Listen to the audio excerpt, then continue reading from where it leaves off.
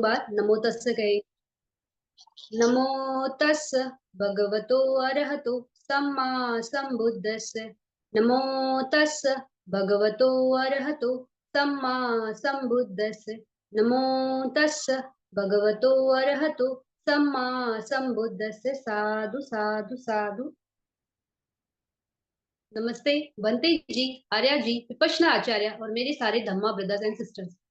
तो अब हम बोधिया पक्षीय धम्मा ये देख रहे हैं। हमने लास्ट क्लास में सती पठान, इद्दीपाद, चार समपदना, पांच बला और पांच इंद्रिय ये देखा। वो बताते वक्त मैंने चित्तास कितने इसके साथ आते हैं वो नहीं बताया था, तो क्विकली ये बता देती हूँ, फिर हम आगे का करते हैं आज। तो जो हमारे पांच ये चार सती पठान है, ये हमेशा महाकुशल आठ चित्त, महाकुशल क्रिया चित्त आठ, यानी ज्ञान संयुक्त वाले उनके साथ, और महागत ये अर्पणा जवना है ना जो पूरे 26, तो उसमें महागत के रूपावचरा अरूपावचरा के कुशल चित्त, फिर क्रिया चित्त और लोकुत्तर के आठ चित्त, इस तरह से ये 26 चित्त और वो 16। तो इस तरह के टोटल इतने चित्त के साथ सती पठान, ये जो सती पठान का ये जो चार है सती है वो एसोसिएट होता है। उसी तरह से इद्दीपाद, इद्दीपाद जो है वो भी वीर्या जो है ये सिर्फ महाकुशल चित्त के साथ एसोसिएट होता है, क्रिया के साथ नहीं, क्योंकि हम एफर्ट्स कब ले रहे हैं कि हमको बोधि प्राप्त करनी है, लेकिन एक बार बोधि प्राप्त होगी तो उसके लिए उसको मेंटेन करने के लिए एफर्ट्स भी लेना पड़ता है, क्योंकि वो फल हमेशा आपके साथ रहता है। तो इस तरह से सिर्फ महाकुशल चित्त आठ के साथ रहता है, और महागत 9, और लोकुत्तर के चार मग इनके साथ रहता है। तो इतने 21 चित्तास के साथ ही रहता है ये। फिर इसके आगे जो था ये इद्दीपाद, इद्दीपाद भी 21 चित्तों के साथ ही होता है, कुशल चित्त 21 कुशल चित्तास। और इंद्रिया और बला ये भी वैसे ही है जैसे हमारा सती पठान में है, 8 महाकुशल चित्त, 8 महाक्रिया चित्त और अर्पणा जवना 26 चित्तास, इतने के साथ ये एसोसिएट होता है। तो अभी हम आज देखेंगे 7 भोजंग। तो भुजंग का ये शब्द बहुत लोगों ने सुना रहेगा कि ये सत्ता भुजंग, तो भोजंग मतलब बोधि के जो अंग है उसको भोजंग बोलते हैं। तो ये इतना इंपॉर्टेंट क्यों है, ये बोधि के जो अंग है उनको समझना और उनके साथ काम करना इतना मतलब क्यों, मतलब वही बहुत जरूरी है। मतलब वो क्यों, बोधि पक्ष के जितने भी 37 धर्म है सारे ही ये है, कंपलसरी है, मतलब वो उनके साथ काम करना ही है। लेकिन ये भोजंग थोड़ा सा स्पेशल हो जाता है, क्योंकि अगर जैसे ये है हमारा चित्त है, तो चित्त कैसा है, चित्त का क्वालिटी क्या है या उसका रोल क्या है, फंक्शन क्या है।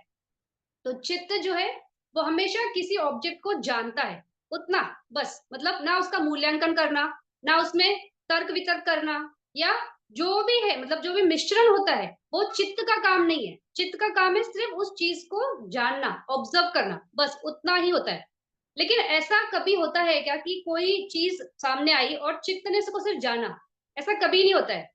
तो क्या होता है, चित्त के साथ क्योंकि चेतसिक जुड़ के आते हैं, क्योंकि इनका स्वभाव ही ऐसा है कि वो उत्पन्न एक साथ होते हैं, उसका निरोध भी एक साथ ही होता है, उसका बेस यानी जो जिस पे से वो उत्पन्न होते हैं वो भी एक ही होता है, और इनका आलंबन भी एक ही होता है, तो ऑब्जेक्ट भी वन होता है। तो इस तरह से चित्त जब भी उत्पन्न होगा उसमें कुछ ना कुछ सम्मिश्रण होगा।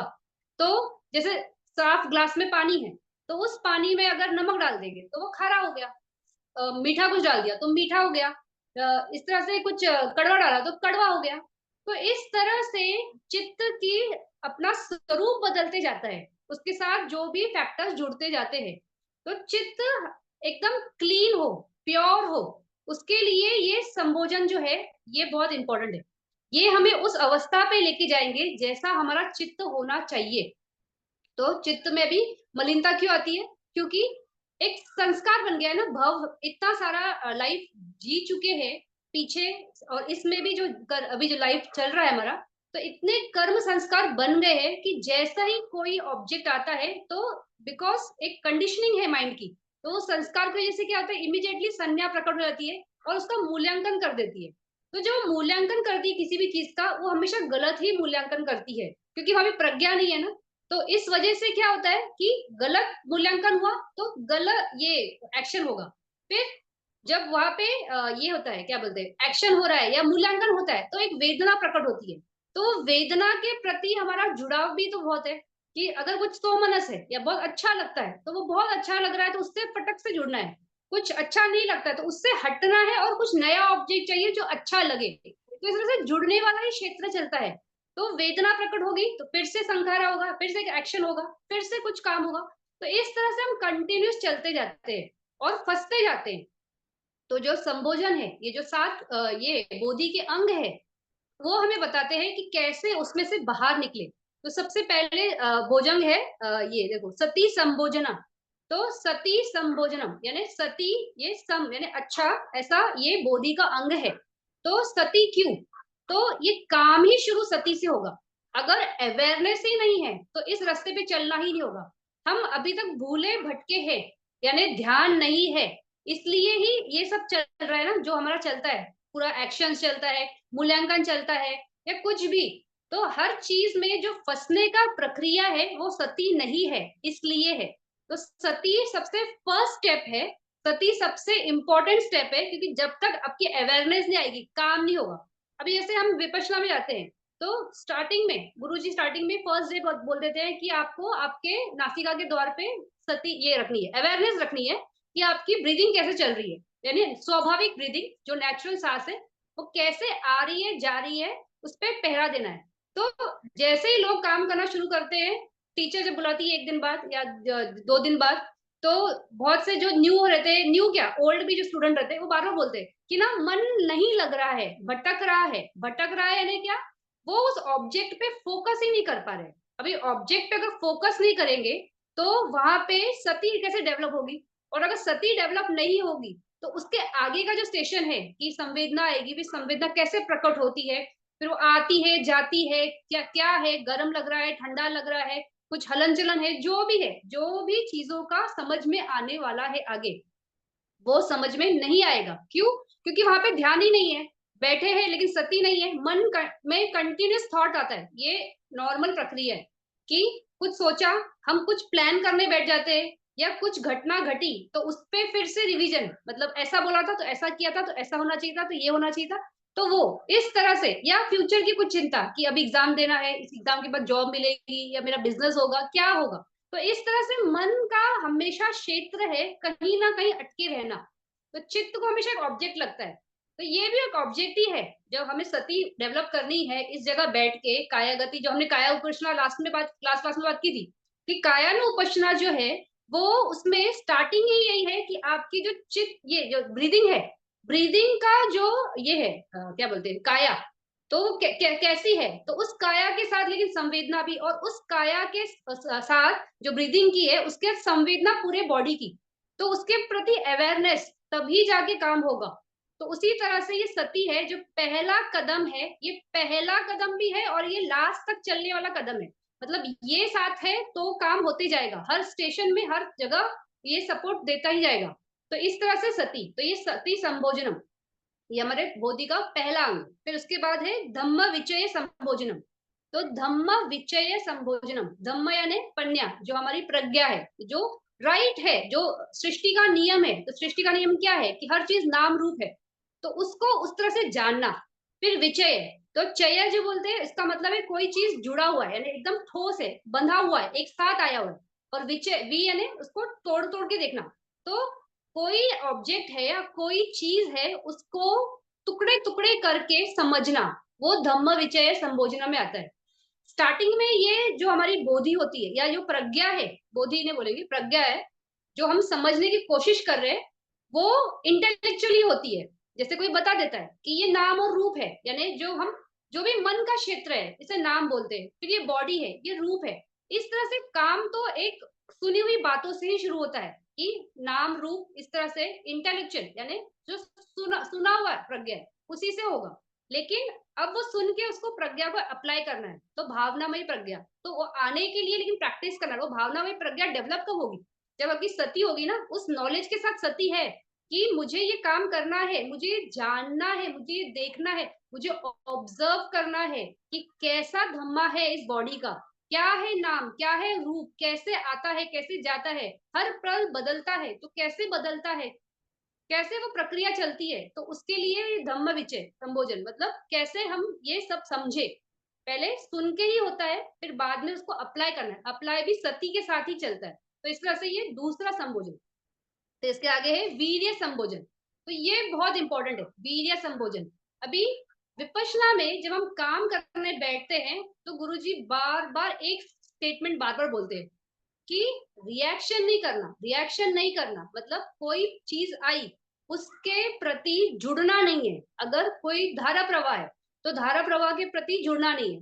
अगर कहीं बहुत दुखद संवेदना है तो हाय रे, टूटा रे, मरा रे, गुरुजी ऐसे शब्द इस्तेमाल करते हैं। तो इस तरह भी नहीं, मतलब उसको धिक्कारना भी नहीं है, मतलब रिएक्शन नहीं करना है। तो गुरुजी ये क्यों बोलते हैं बार बार?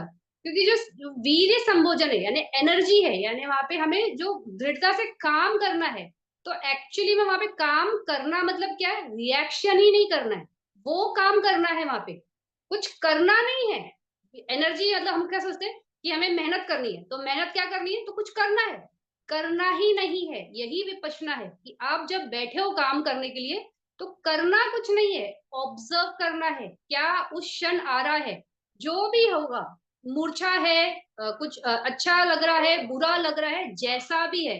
तो इस तरह की वीर्या होनी चाहिए कि कुछ करना ही नहीं है, खुद नहीं करना है। क्यों हम खुद करने की सोचते हैं? क्योंकि हम उस क्षेत्र में अभी तक है जिसको हम कहते हैं मैं। तो मैं का क्षेत्र जिंदा है या मैं का क्षेत्र का मूल्यांकन बहुत स्वभाव में है, इसलिए हम ये कंटिन्यूस करते हैं कि मुझे करना है, मुझे 1 घंटा बैठना है, मुझे ये देखना है, मुझे ये ऑब्जर्व करना है, मुझे, हम मैं के क्षेत्र में ही चलते हैं। तो वीर्य संबोधन जो है वो ऐसा है कि आपको कुछ करना नहीं है, सिर्फ ऑब्जर्व करना है। तो इस तरह से नहीं करना है, लेकिन कुछ नहीं करना है अगर इसको भी पकड़ लिया, बहुत गांठ बांध ली कि कुछ नहीं करना है, तो सब कुछ ऑटोमेटिक मोड पे, तो उसमें भी धोखा है।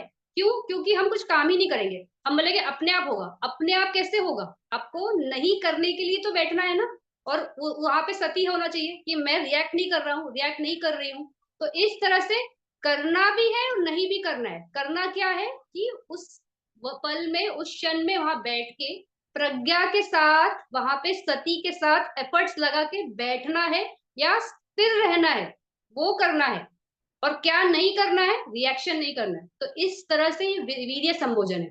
तो अगर सती संबोधन डेवलप हो रहा है, हमारा धम्म विचय डेवलप हो रहा है, वीर्य डेवलप हो रहा है, तो ये करते करते करते ऐसी एक अवस्था आती है जहां पे शरीर में, क्योंकि हम रिएक्ट नहीं कर रहे, हम अवेयरनेस से देख रहे हैं, और हमारा वहां पे प्रज्ञा भी है कि हमें हर चीज को सिर्फ ऑब्जर्व करना है।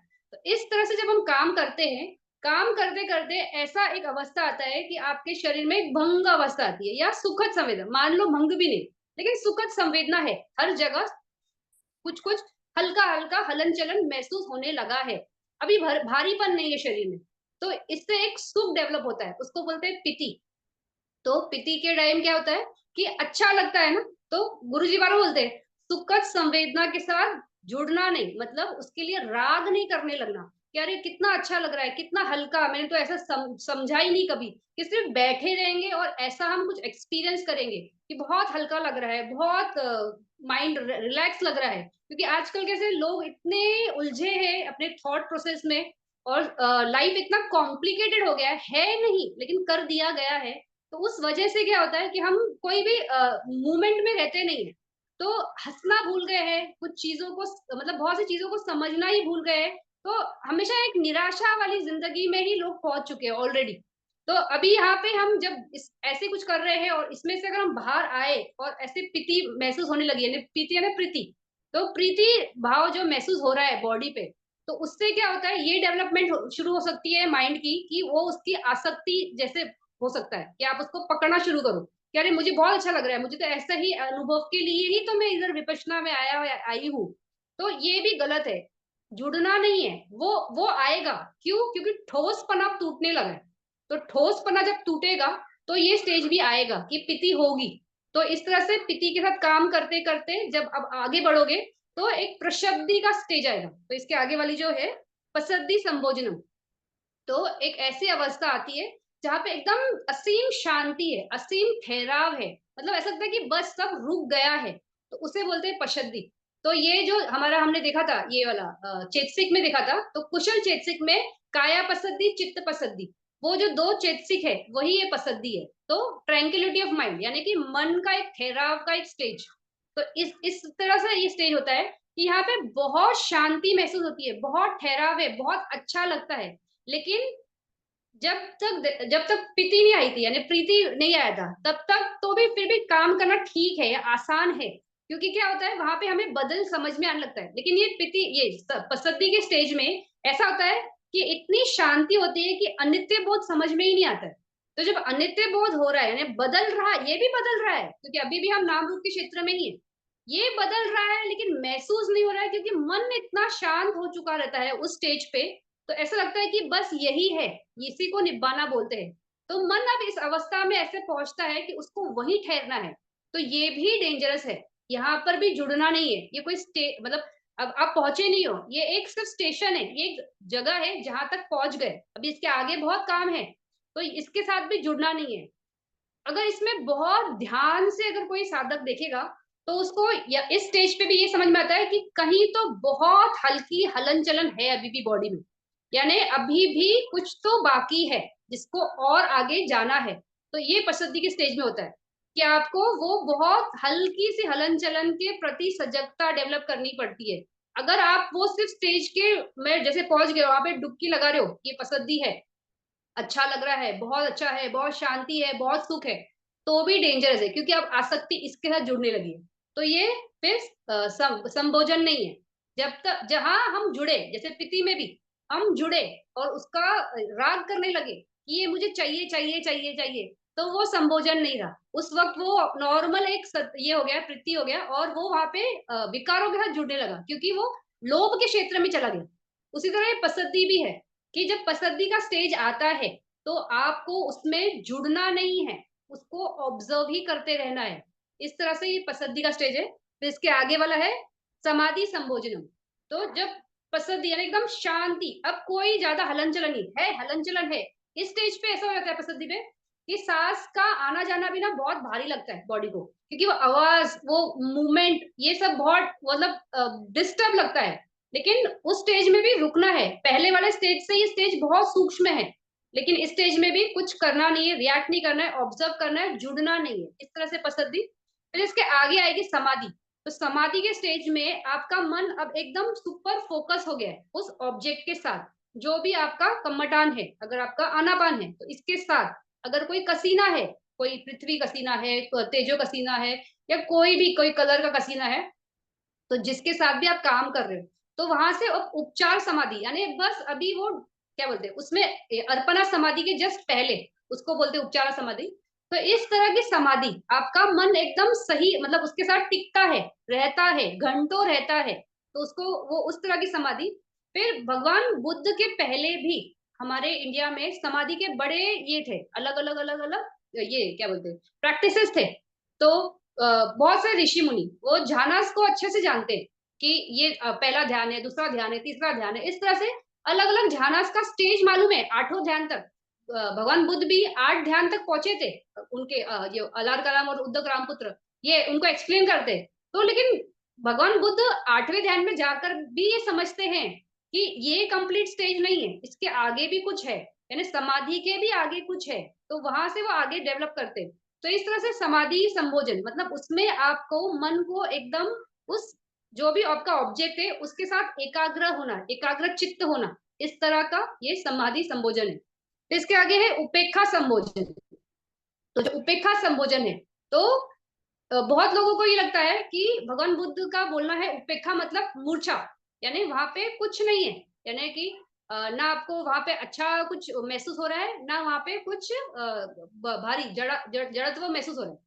तो इस तरह की चीज को भगवान बुद्ध ने उपेक्षा नहीं बोला है। ये जो स्टार्टिंग में साधक आता है, मैक्सिमम साधकों का ऐसे होता है कि उनके बॉडी में उनको मूर्छा ही मिलती है, उनको समझ में ही नहीं आता है। तो ये मोह के संस्कार जिनके ज्यादा होते हैं ना, उनको उपेक्षा, ये उपेक्षा नहीं, ये मूर्छा वाले संस्कार बहुत ज्यादा मालूम पड़ते हैं। तो बहुत लोग बोलते हैं उनको कि ये आपका ना उपेक्षा का संस्कार है। उपेक्षा का संस्कार ये नहीं है। उपेक्षा यानी वो, हमने कुशल चेतसिक में तत्र मज्जता एक चेतसिक देखा था, यानी एकदम रिलैक्स, एकदम ठहराव, एकदम बैलेंस्ड, वो तत्र मज्जता के बारे में यहाँ पे बात कर रहे हैं इस संबोधन में। तो उपेक्षा ये नहीं, जैसे लोभ के साथ भी उपेक्षा है, उपेक्षा स्वागतम चित्त है ना लोभ में भी, तो इस तरह वो वाला नहीं, ये सिर्फ कुशल वाले के साथ ही आएगा, और ये भी एकदम ठहराव वाला, इसमें कोई वेदना मतलब एकदम प्रकट वेदना नहीं है, लेकिन ऐसी वेदना है जो इतनी स्पष्ट है, इतनी क्लियर है और इतनी मतलब थोड़ी भी हिलेगी डुलेगी नहीं, उस तरह की वेदना, वो उपेक्षा वेदना। तो उसके बारे में बात किया है। तो इस तरह से जब हम काम करते करते अपने सारे संबोधन डेवलप करते हैं, सती संबोधन हो गया, ब्रह्मनिश्चय हो गया, वीर्य हो गया, उपेक्षा हो गया, इस तरह से सारे संबोधन करते करते स्क्रीन बहुत अटक रहा है क्या? हाँ कोई हाँ, बताएगा क्या स्क्रीन? थोड़ा सा थोड़ा सा। बहुत अच्छा, एक मिनट, मैंने शायद ना दो ये रखे, एक सेकंड मैं इसको ये करती हूँ, एक सेकंड।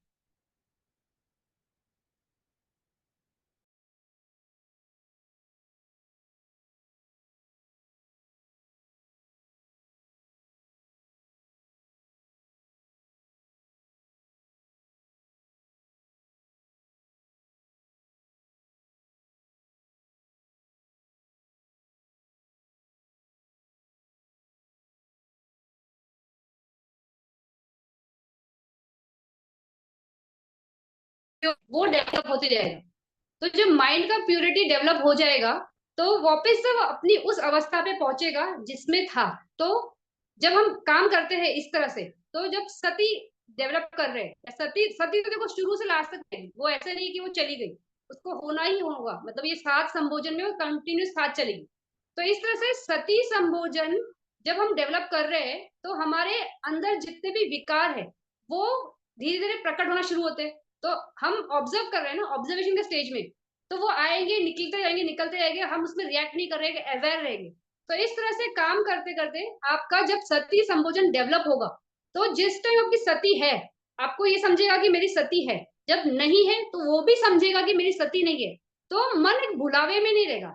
तो इस तरह से काम करते करते हर एक संबोधन डेवलप करना है, साथ में होता है, या सब साथ में डेवलप होने होंगे, सती भी डेवलप होगा, समाधि भी होगा, वीर्य भी होगा, पसद्धि भी होगा, पिति भी होगा। इस तरह से हर एक संबोधन डेवलप होते होते होते आपका बोधि तो अंग बनेगा और आपका फिर मेडिटेशन में प्रोग्रेस होगा। तो इस तरह से ये 7 संबोधन है। फिर ये कितने चित्तों के साथ एसोसिएट होते हैं? तो ये महाकुशल चित्त के साथ एसोसिएट होते हैं 8 ज्ञान संप्युत्तम, 8 महाक्रिया चित्त, फिर अब अर्पणा जलना जो पूरा है महागत के कुशल और क्रिया, तो 9 9 और 8 लोकुत्तर चित्त, इतने के साथ ये चित्त डेवलप ये एसोसिएट होते, ये वाले जो 7 संबोधन है और इतने सारे चित्तों के साथ एसोसिएट उनका होता ही है। क्यों होता है? क्योंकि सती है, वीर्य है, ये सब आपका बाद में भी, मतलब एक बार आपने बोधि प्राप्त कर भी ली, तभी भी आपकी अवेयरनेस नहीं छूटती है ना, तो आपकी समाधि भी नहीं छूटती है, आपकी प्रसिद्धि भी नहीं छूटती है, तो ये आगे भी कंटिन्यू, इसलिए क्रिया चित्त के साथ भी है ये। तो इस तरह से ये हमारे 7 संबोधन है। अब इसके आगे हम देखते हैं नेक्स्ट पेज पे, 8 मग्गंग, 8 मग्गंग, सम्मा दिट्ठी, सम्मा संकल्पो, सम्मा वाचा, सम्मा कम्मंतो, सम्मा आजीवा, सम्मा व्यायामो, सम्मा सती, सम्मा समाधि। तो अभी हमने बहुत बार बात की है, 8 मग्गंग पे हमने बहुत बार डिस्कस है, आज पे इस पे है क्योंकि ये हमारा बोधीय पक्षी धम्म है। तो 8 मग्गंग है, तो इसमें जो सम्मा ये है, अच्छा, सम्मा, ममता, सम्मा, आजीवा, ये 3 जो है ये शील के क्षेत्र में आते हैं। तो शील, समाधि, प्रज्ञा, ये 3 है ना। तो सम्मा वाचा, कम्मंता और आजीवा, ये तीनों शील में आएंगे। फिर उसके साथ ये जो है हमारा सम्मा सती, सम्मा समाधि, ये समाधि के क्षेत्र में आते हैं। फिर सम्मा संकल्पो, सम्मा दिट्ठी, ये पन्या के क्षेत्र में आते हैं।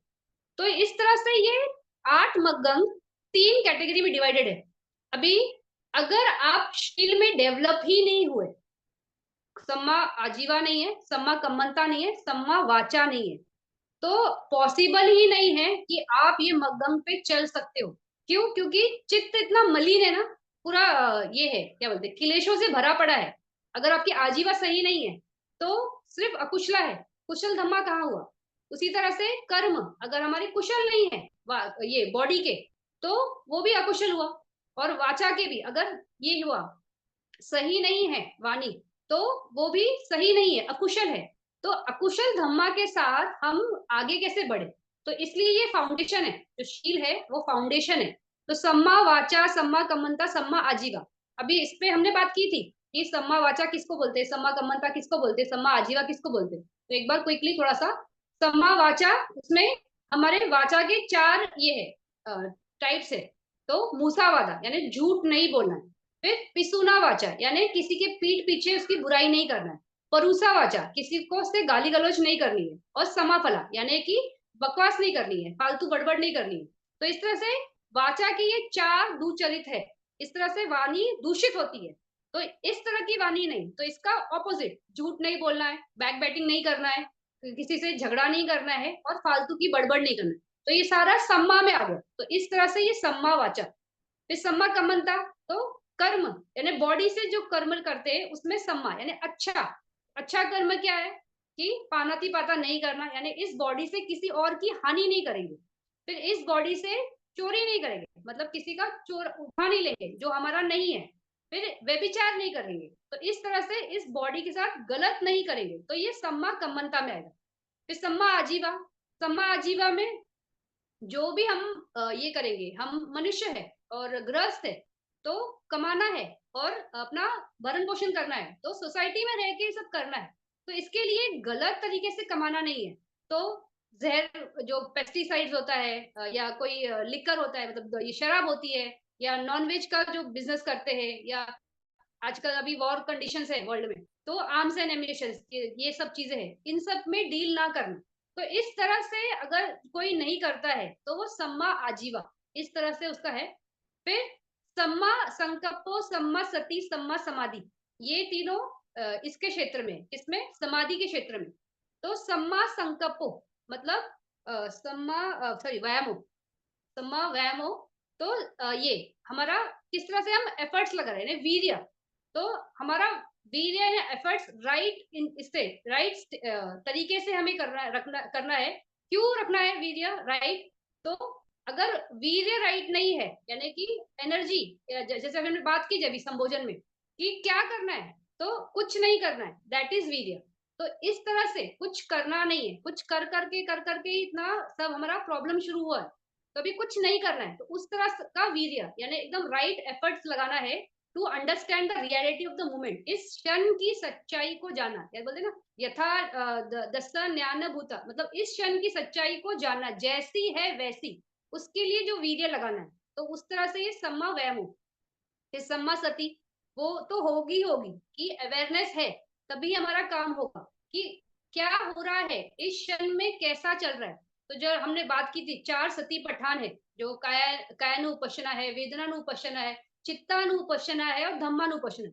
तो वो चारों सती पठान ही यहाँ पे बात आती है उनकी, कि यही सारे तो काया से शुरू करो, वेदना से शुरू करो, चित्त से शुरू करो, धम्मा से शुरू करो, सब कि किसी से भी करो, आप आर्य सत्य को जानते हुए निब्बाना को पहुंच ही जाओगे।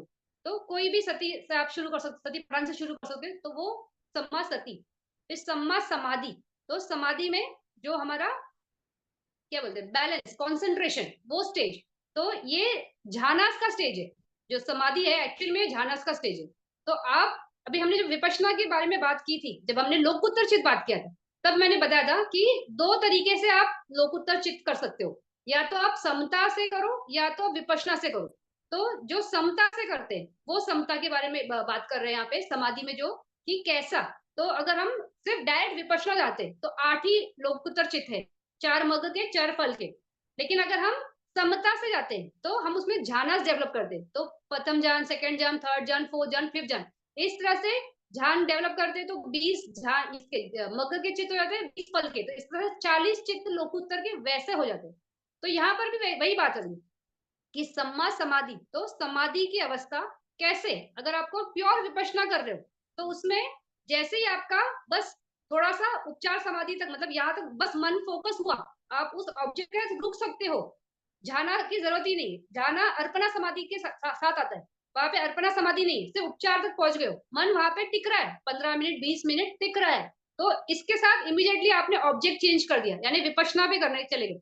तो विपश्यना जब करने लगे तो उसके थ्रू, यानी समाधि से उतनी डेवलप की उपचार तक, उसके बाद समाधि ये समाधि से शिफ्ट हो गए इस पे विपश्यना पे, और वहां पे डेवलप कर लिया।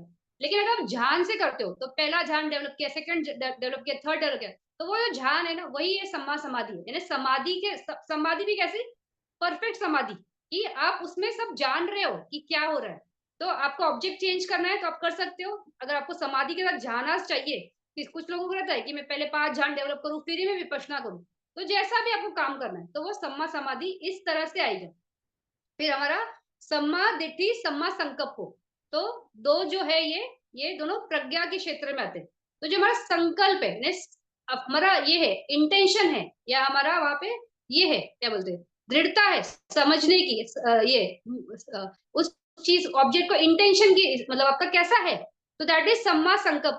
तो इंटेंशन क्या है, तो जानना है ना, तो क्या जानना है, तो तीन ये लखन जानने हैं, अनित्य बोध जानना है, दुख बोध जानना है, अनात्म बोध जानना है, फिर आर्य सत्य जानना है। तो जब ये परफेक्ट होता है ना हमारा संकल्प को, वहां पे ये जो हमारा ये समा संकल्प को वितक चेतसिक है। तो वितक चेतसिक क्या होता है, इनिशियल एप्लीकेशन ना, एप्लीकेशन ऑफ माइंड, यानी मन को वहां पे उस ऑब्जेक्ट के फोकस किया। तो फोकस क्यों किया, क्योंकि उसके बारे में जानना है। तो क्या जानना है, तो इस तरह की चीजें हमें जाननी है। तो जब ये जानते हैं तब वहां पे सम्मादिट्ठी अपने आप डेवलप होती है, क्योंकि वो जानता है अभी कि ये इस तरह की चीज है, ये अनित्य बोध है, ये दुख बोध है, ये अनात्मा है। तो जानते जानते वहां पे दिट्ठी जो है वो सम्मा दिट्ठी रहती है, मतलब राइट अंडरस्टैंडिंग, राइट व्यू, समझने की जो प्रज्ञा के साथ समझता है वो कि ऐसा है। तो इस तरह से ये 8 मग्गंग है।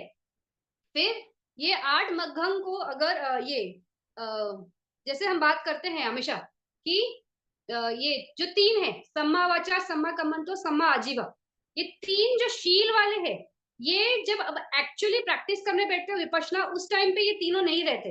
तो क्योंकि हम वहां पे क्या हो रहे हैं विपश्यना करने बैठे, तो वो समाधि का क्षेत्र है और प्रज्ञा का क्षेत्र है, वहां पे कोई कर्म का क्षेत्र नहीं है।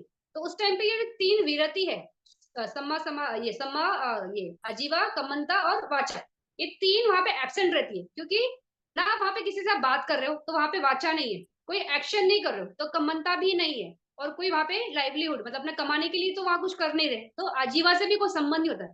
तो ये तीन जो शील वाले हैं ये उस टाइम पे एक्चुअल विपश्यना मेडिटेशन में जब हम बैठते हैं तब ये एब्सेंट रहते, उस टाइम पे ये नहीं रहते। लेकिन इसको डेवलप किए बगैर इसमें हम जा भी नहीं सकते, क्योंकि हम नॉर्मल ह्यूमन बींग्स है, हम में अगर ये शील का बेस नहीं है, हमारा फाउंडेशन नहीं है, तो हम इसमें आगे नहीं बढ़ सकते। तो एक्चुअल विपश्यना में आपके 5 ही फैक्टर्स काम करते हैं। तो सम्मा व्यायामो, सम्मा सती, सम्मा समाधि, सम्मा संकल्पो, सम्मा दिट्ठि, ये 5 फैक्टर्स एक्चुअल विपश्यना में काम करते हैं।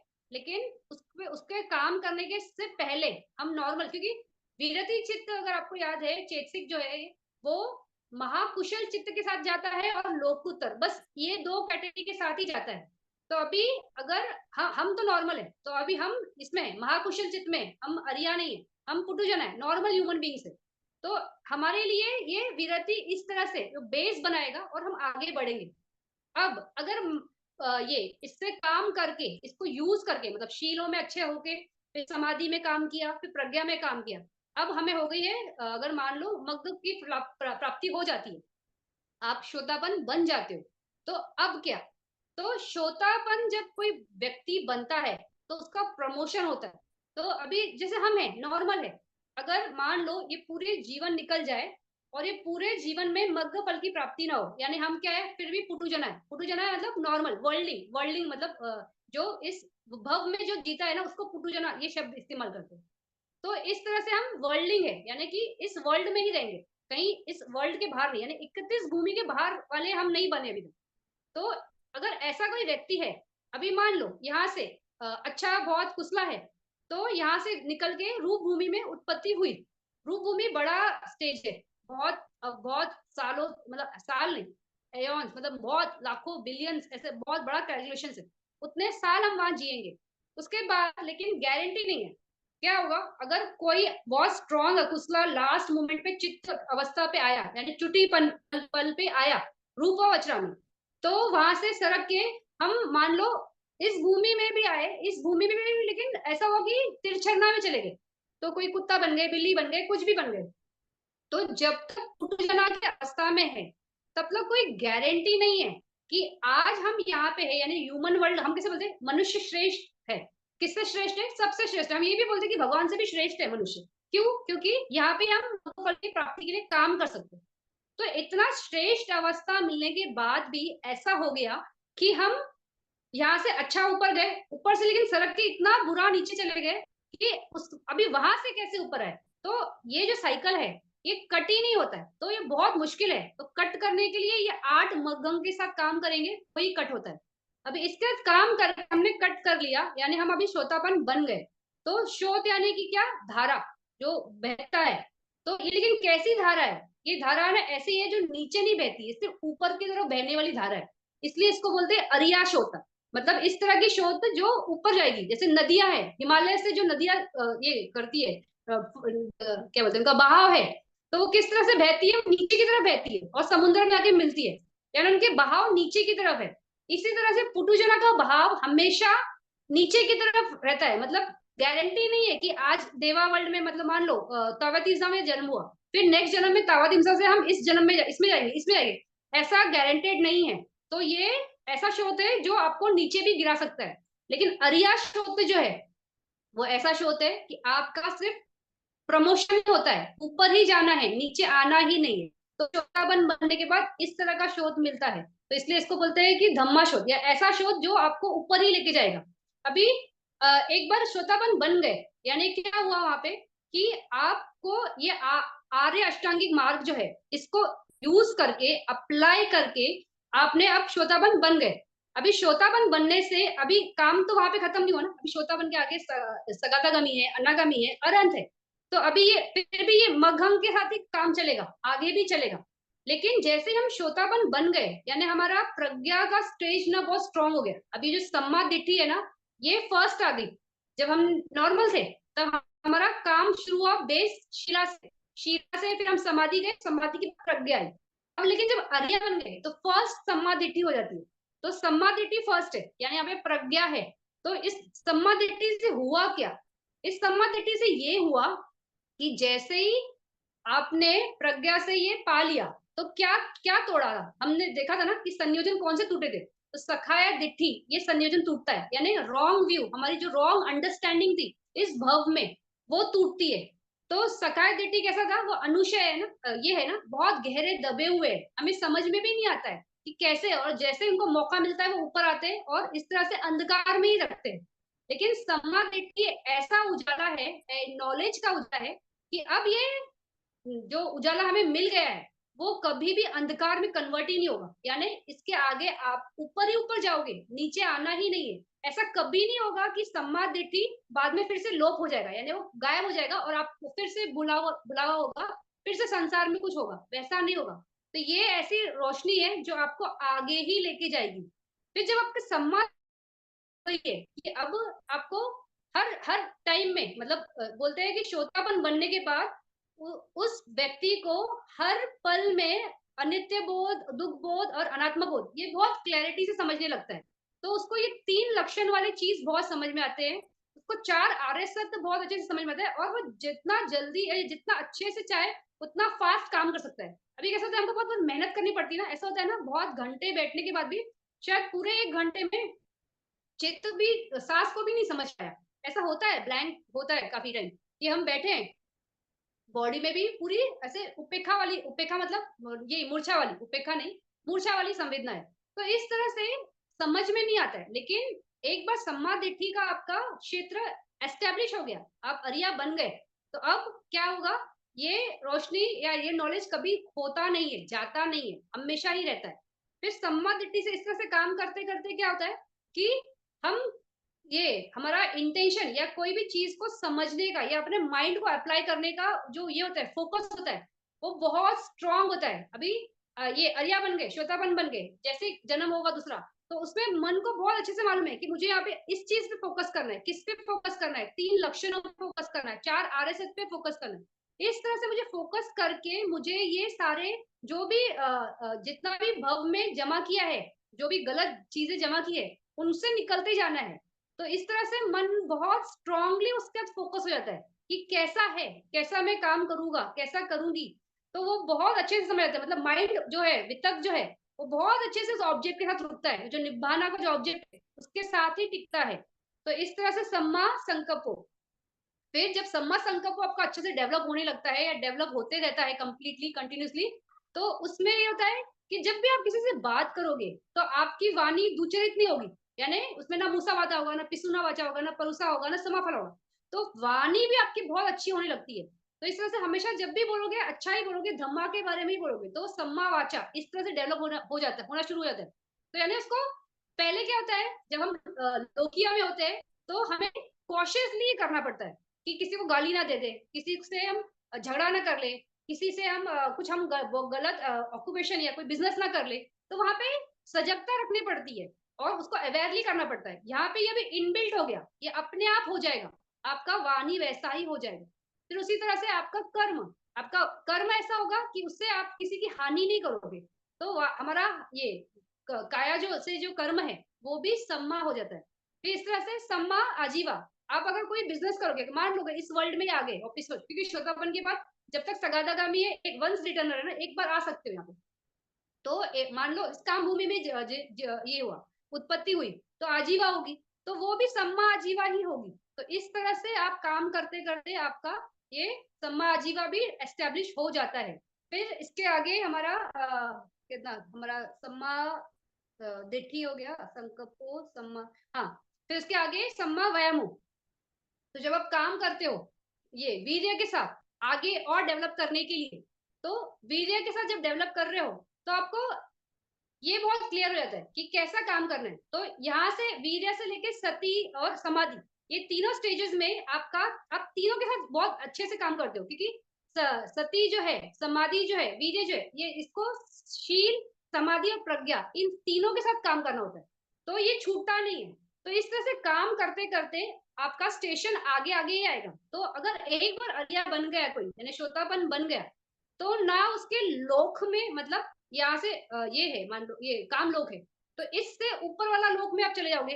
तो इस तरह से आपका लोकों का प्रमोशन होता है और इस तरह से आपका स्टेजेस का भी प्रमोशन होता है कि काम किया तो श्रोतामन के बाद सगादागामी होगा ही होगा, सगादागामी है तो अनागामी होगा ही होगा, अनागामी है तो अरंत होगा ही होगा। इस तरह से स्टेजेस भी बढ़ते जाते हैं, मतलब कभी भी पीछे की घसर नहीं होती उसमें, आगे का आगे ही रहता है। तो इस तरह से ये मग्गंग है। तो ये आप मग्गंग इस तरह से काम करते हैं कि हम नॉर्मल के लिए शील से शुरू होता है, फिर समाधि हमारी होती है और फिर प्रज्ञा होता है। लेकिन हाँ, शील भी हम जब कर रहे हैं तभी भी वहां पे प्रज्ञा भी है। प्रज्ञा मतलब अभी वो पकी नहीं है, वो सम्मा ये नहीं, दिठी नहीं बनी कंप्लीटली। लेकिन मानस के लेवल पे, जैसे हमने वो बात की थी भोजन में, ये धम्म विचय, तो धम्म विचय जो है यानी वो भी वो प्रज्ञा ही है ना, वही वाली है, लेकिन वो इंटेलेक्चुअल लेवल पे। तो अभी जब हम शील में भी काम कर रहे हैं, हमको मालूम है कि हमें शील में रहना है, तो अच्छा कर्म करना है, दान देना है, और जितना हो सके अकुशलों से बचना है, पारमी कटा करनी है।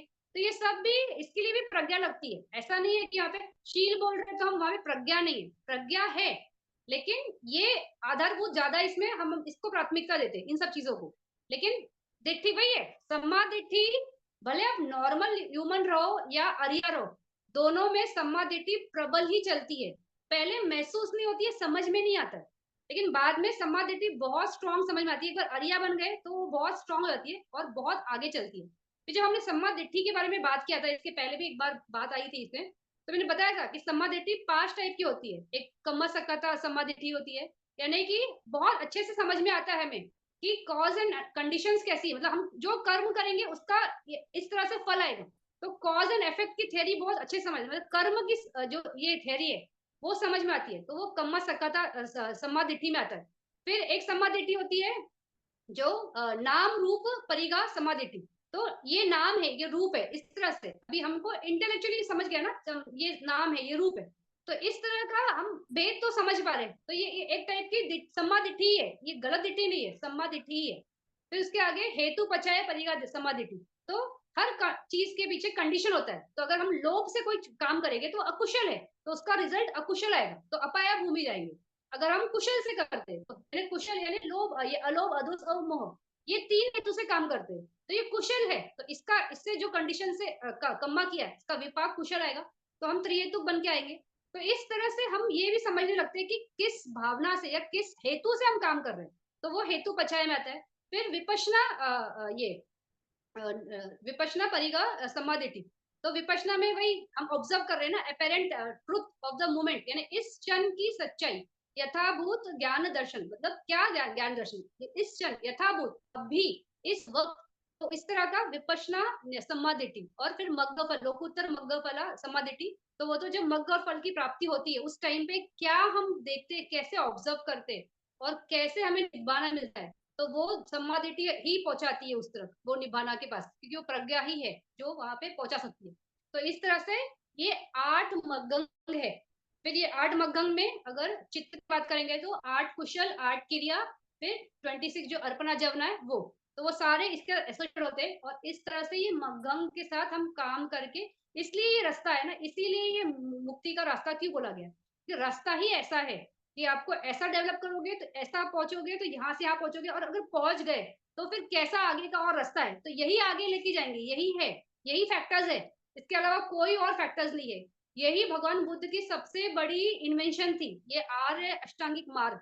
उन्होंने ये ढूंढ निकाला कि कैसे ये रास्ता पे चलेंगे, और ये रास्ता पे चलने से पहले उनको 4 आर्य सत्य की बोध हुए थे कि किस तरह से है, तो दुख होता है, तो ये तो उसमें ही वो चौथा आर्य सत्य यही है, मग्गा, ये मग्गा सच्चा बोलते जो हम, तो उसमें आर्य अष्टांगिक मार्ग ही है। तो ये इस तरह से हमारा ये चौथा आर्य सत्य।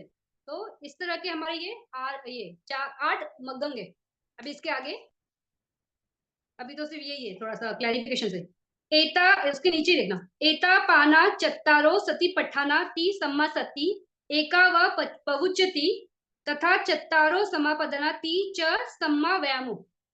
अब ये क्लैरिफिकेशन दे रहे। अभी हमने इसके पहले हमने सती देखा था, सती पठान, इसमें तो बोल रहे हो जो 4 सती पठान है, वो सती चेतसिक जो है वही, मतलब एक ही है वो चेतसिक, या एक ही वो फैक्टर है, लेकिन उसको हमने 4 तरीके से बोले, मतलब 4 अलग अलग करने का तरीका, लेकिन उसमें जो अवेयरनेस है वही सती है, इस तरह से वो पहुंचित बोल रहे।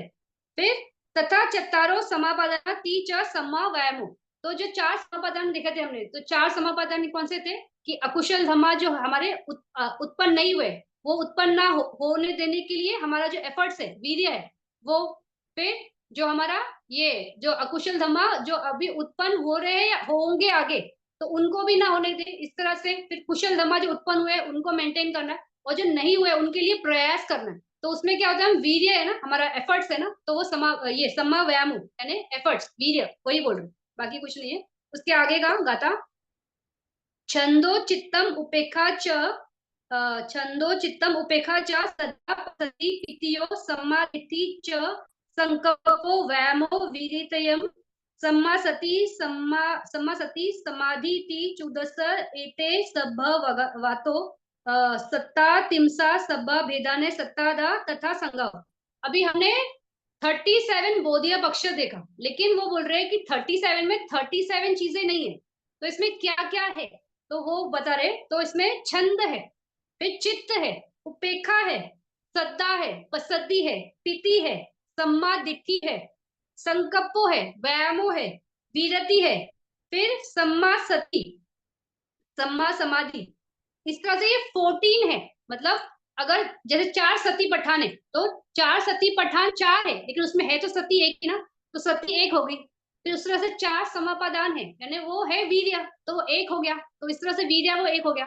तो इस तरह से अगर आप करते जाओगे, मतलब उसको घटाते जाओगे उसके इसके हिसाब से, उसकी क्वालिटी के हिसाब से, या उसके जो बताया गया है, तो उस हिसाब से ये 37 नहीं है, 14 है।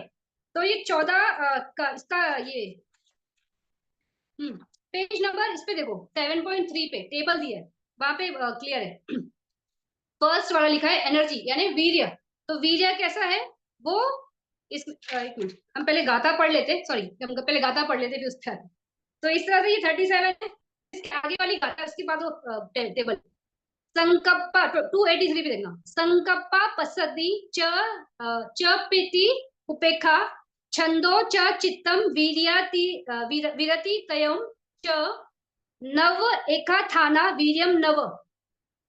यहाँ तक देखते, संकप्पो पसदी पिति उपेक्षा छंदो चित्त और वीरति, वीरति में सम्मा संकप्पो सम्मा वाचा सम्मा कम्मंता अजीवा, ये 3 जो है वो वीरति में आता है। इस तरह के ये जो 9 है, एका और उसमें वीर्य भी, नव एका थाना वीर्यम नव, तो ये जो 9 है ये एक ही बार आए, मतलब ये 37 बोधीय पक्ष में संकप्पा ये शब्द जो है वो एक ही बार आया। वो कहाँ पर आया, मग्गम में आया। फिर पसद्दी शब्द कहाँ पे आया है, ये हमारा 7 संभोजन उसमें आया है। फिर पिति भी वहां पे ही आया, एक ही बार आया। उपेक्षा भी वहीं पे एक ही बार आया। छंदो जो है ये कहाँ पे आया है, इद्दीपाद में आया है, तो वहां पर भी एक ही बार आया है। चित्त भी इद्दीपाद में आया है, एक ही बार आया है। वीर्या ये शब्द कहाँ पे आया है, इद्दीपाद में आया है, वीर्या इद्दीपाद, तो वहां पर भी एक ही बार ये शब्द है। फिर इस और नव एक था ना, वीरम नव, इस तरह से ये नौ जो है ये एक एक ही बार आए हैं इसमें 37 में। फिर इसके आगे अथा सती, सती जो है वो 8 बार आई है। तो सती 8 बार कैसे आई है, 4 बार सती पठान में आई है, फिर एक बार ये इसमें हमारा क्या बोलते हैं संभोजन में है, फिर हमारी इंद्रिया में है, हमारी बला में है, हमारी मग्घ में है। तो इस तरह से ये 8 जगह है। फिर सती अथा सती समाधि चतु, समाधि 4 बार है। तो समाधि 4 बार कहाँ पे है, ये हमारा ये इंद्रिया में है, बला में है, फिर भोजंग में है, और ये मगंग में है। इस तरह से ये 4 बार समाधि आई है। पंचा पन्या, तो पन्या 5 बार आया है, तो वो कहाँ पे है, इद्दीपाद में है पन्या, फिर हमारा बला में है, फिर हमारा भोजंग में है, और मगंग में है। इस तरह से ये 5 जगह है। फिर श्रद्धा दूथन, तो श्रद्धा वो 2 जगह ही है, श्रद्धा जो है वो हमारी बला में है और इंद्रिया में। और बाकी के जो है सता दुतम उत्तमा सत्ता तिमसा धम्मम एसो पवरो विभागो, तो इस तरह से ये सारे बाकी के जो है वो अपने हिसाब से आए। और इस तरह से ये धम्मा है। फिर इसके आगे वाला ये देखो, ये जो लास्ट के 2 लाइन है ना, इस पर बात करते हैं। सब्बे लोकुतरे होंती न व सम्मा सम्मा संकप्प पितियो लोकीय पी यथा योगम छ विधि विशुद्धि पवतीयम। तो बोल रहे सारे लोकुत्तर, इसमें संकप और पिति जो है ना, ये हमेशा लोकुत्तर के साथ नहीं आता है। तो कैसे नहीं आता है, अभी जो संकप्पो है यानी वो वितक चेतसिक जो है हमारा, तो वितक चेतसिक अगर आपको याद है ये सिर्फ प्रथम ध्यान के साथ आता है। सेकंड ध्यान से वितक की जरूरत नहीं होती, वहां पे विचार से काम शुरू होता है। तो इस तरह से अगर कोई फर्स्ट ध्यान डेवलप कर रहा है, सेकंड डेवलप कर रहा है, और आगे के ध्यान डेवलप करते जा रहे हैं, और उसके बाद मग्ध फल की प्राप्ति के लिए जा रहे हैं, तो वो लोकुत्तर में हमेशा नहीं रहा ना, क्योंकि लोकुत्तर के टाइम वो था ही नहीं। कोई फर्स्ट ध्यान से ही अगर विपश्यना चला गया तो वहां पे है, वहां पे ये वितक है। लेकिन कोई सेकंड ध्यान से अगर मान लो विपश्यना कर रहा है और निभाना मग्ध फल की प्राप्ति कर रहा है, तो उस टाइम पे वितक नहीं है। तो इस तरह से ये लोकुत्तर में कभी है कभी नहीं है। तो बोल रहे हैं ना सबे लोकुत्रा होती ना, तो कभी कभी हो सकता है, उसके आगे बोला उसने लोकिया भी यथा योगम, यथा योगम है तो कभी कभी, तो कभी मतलब जब वो है तब है, नहीं तो हमेशा नहीं है लोकुत्तर का पाठ। उसी तरह से पीति भी, पीति जो है देखो वितक विचार पीति, इस तरह से थर्ड ध्यान तक ही पीति चलती है। उसके आगे सुख एकगता, यानी वहां पे फोर्थ और फिफ्थ ध्यान में पीति भी निकल जाती है। तो इस तरह से लोकुत्तर में वो कभी है कभी नहीं है। तो इसके आगे उन्होंने बोला ना लोकिया पी यथा योगम छविधि विशुद्धि पवित्रम, तो ये विशुद्धि के बारे में बात करें, 6 विशुद्धि है। तो यहाँ पे आगे दिया है पेज नंबर 25 पे, उन्होंने बहुत छोटा सा एक पैराग्राफ दिया है छह विशुद्धि के बारे में। लेकिन यहाँ पे हम विशुद्धि के बारे में बात नहीं करेंगे, ये कम्मठान में आए, और वहां पे थोड़ा डिटेल में बात करेंगे। तो यहाँ पे हम इसके बारे में मेंशन नहीं करेंगे, हम बात नहीं कर रहे इसके बारे में। तो अलग अलग विशुद्धि होती है, शील विशुद्ध होती है, चित्त विशुद्धि होती है, अलग अलग है। लेकिन वो कम्मठान में आएगा ही आएगा, तो हम वहां बात करेंगे। यहाँ पे इसका सिर्फ सेंटेंस बोलने में कोई लॉजिक नहीं है, तो हम नहीं बात कर रहे। तो अभी हम जो टेबल देख रहे थे, तो हमने जो भी समरी पढ़ी यहाँ पे, संकपु पसद्दी चति पिति उपेका, वो सब एक एक आते हैं। तो वो कैसे आते हैं, तो वो टेबल में देखेंगे। तो पहला लिखा है एनर्जी यानी वीर्य, तो वीर्य कितना 9 बार आता है इसमें। एक मिनट सॉरी, ये बोलते बोलते ऐसे बोला, संकपु पसदी च पिति उपेक्षा छंदो च वित्तियम वीर्य वीर्यतियम च नव एका थाना वीर्यम नव। हाँ, वीर्य 9 है, मैंने सॉरी वीर्य को भी क्लब कर दिया बोलते बोलते। वीर्य 9 बार आएगा, और बाकी के जो सब है ना वो एक एक आते हैं। तो वीर्य जो है फर्स्ट वाला, तो वो 9 जगह आएगा। तो 9 जगह कहाँ का आएगा, तो देखो वहां पर लिखा है 4 इसके साथ समापदान के साथ आ रहा है।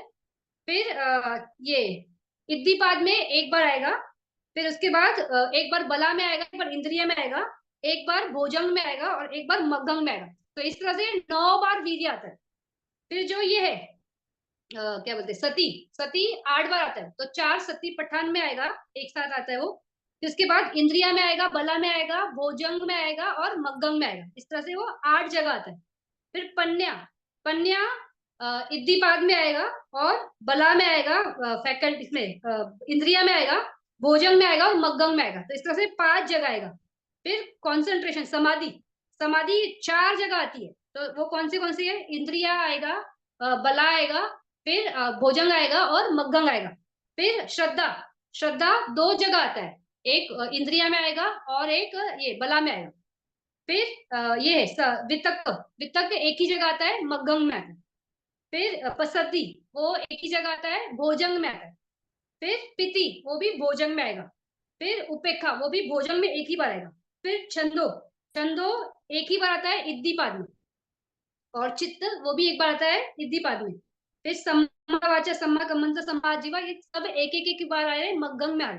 तो इस तरह से हमारा ये, हमने क्या देखा अभी? बोधिया पक्षीय धम्मा देखा। बोधिया पक्षीय धम्मा में हमने सतीपटन जो शुरू किया था, फिर उसमें हमने इद्दीपाद देखा था, समापदान देखा था, बला देखा था, इंद्रिया देखा था। आज हमने 7 भोजंग देखे और 8 मग्गंग देखे। तो इस तरह से हमारे 37 बोधिया पक्षीय धम्मा हमने देखे। लेकिन वो 37 होते हुए भी वो सिर्फ 14 धम्मा है, क्योंकि कुछ कुछ क्लासिफिकेशन में, जैसे सती 4 बार आता है, इद्दीपाद में, ये समापदन में 4 बार आता है वो वीर्य। तो इस तरह से वो एक ही चीज के बारे में कैटेगरी कर दी है। तो लेकिन है तो वो एक ही, तो वो करते करते हमको 14 ही मिलते हैं। तो ये 14 इस तरह से, जो हमने अभी टेबल में देखा। तभी इसके आगे हम देखेंगे सब्बे संग्रह, पेज नंबर 285 पे। तो सबसे फर्स्ट वाला, द 5 एग्रीगेट्स। सब्बे संगः पंचखंडा रूपखंडो वेदना खंडो संज्ञा खंडो संखारो खंडो विज्ञान खंडो। तो अभी हमने स्टार्टिंग में ये बात की थी कि ये है, क्या बोलते हैं, 5 खंडा है। तो 5 खंडा कौन कौन से है? तो नाम के 4 खंड है, वो विज्ञान खंडा, वेदना खंडा खंडा खंडा, संज्ञा खंडा, संखारा खंडा, और रूप का एक खंड है जिसको बोलते हैं रूपा खंडा। तो ये 5 खंड है या 5 ग्रुप्स है। अभी यहाँ पे क्यों बात हो रही है फिर से एक खंडा के बारे में? ये तो हमने स्टार्ट में सुना था, जब हमने चित्त के बारे में शुरू किया था फर्स्ट चैप्टर। तो उसमें खंडास बोल दिया था, पांचों बता दिए थे कि रूप भी खंडा है वहां पे, बल्कि चित्त का चैप्टर था। फिर भी खंडा के में ये बताया था। तो अब यहाँ पर वापस क्यों बात कर रहे हैं? तो यहाँ पे इसलिए बात ये इसलिए कर रहे हैं क्योंकि अभी हम देख रहे हैं सभ्य संज्ञा, यानी सब का बात करेंगे। तो हमने बात शुरू की चित्त से, फिर हमने चेतसिक देखा, फिर हमने चेतसिक के साथ, चित्त चेतसिक के साथ हमने पाकी नाका देखा, फिर हमने रूप धर्म देखा। अब हमें समुचय संज्ञा, समुचय में टोटल का बात कर रहे हैं। तो टोटल बात करते वक्त उन्होंने पहले अकुशल के बारे में बताया, सिर्फ अकुशल के बारे में, कि ये टोटल अकुशल है, ऐसा अकुशल काम करता है। फिर वो टोटल मिश्र का संज्ञा, यानी मिक्स है, यहाँ पे कुछ कुशल भी आ रहा है, कुछ अकुशल भी आ रहा है। इसके बाद हमने बोधि पक्षी देखा, जो कि बोधि प्राप्त करने के लिए, यानी मग्ग फल की प्राप्ति के लिए कौन सी बातें हैं।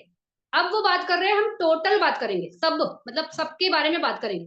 तो सब बात करते हो पहले खंडा में बात कर रहे हैं। अभी खंडा मतलब ग्रुप। अभी ग्रुप को ऐसे नहीं समझना है जैसे हम बोलते हैं ना विज्ञान। तो 89 या 121 चित्त जो है ना, वो पूरा विज्ञान खंडा है। विज्ञान खंडा है यानी ग्रुप है, यानी हम नंबर्स की वजह से इसको ग्रुप बोल रहे हैं ऐसा नहीं है।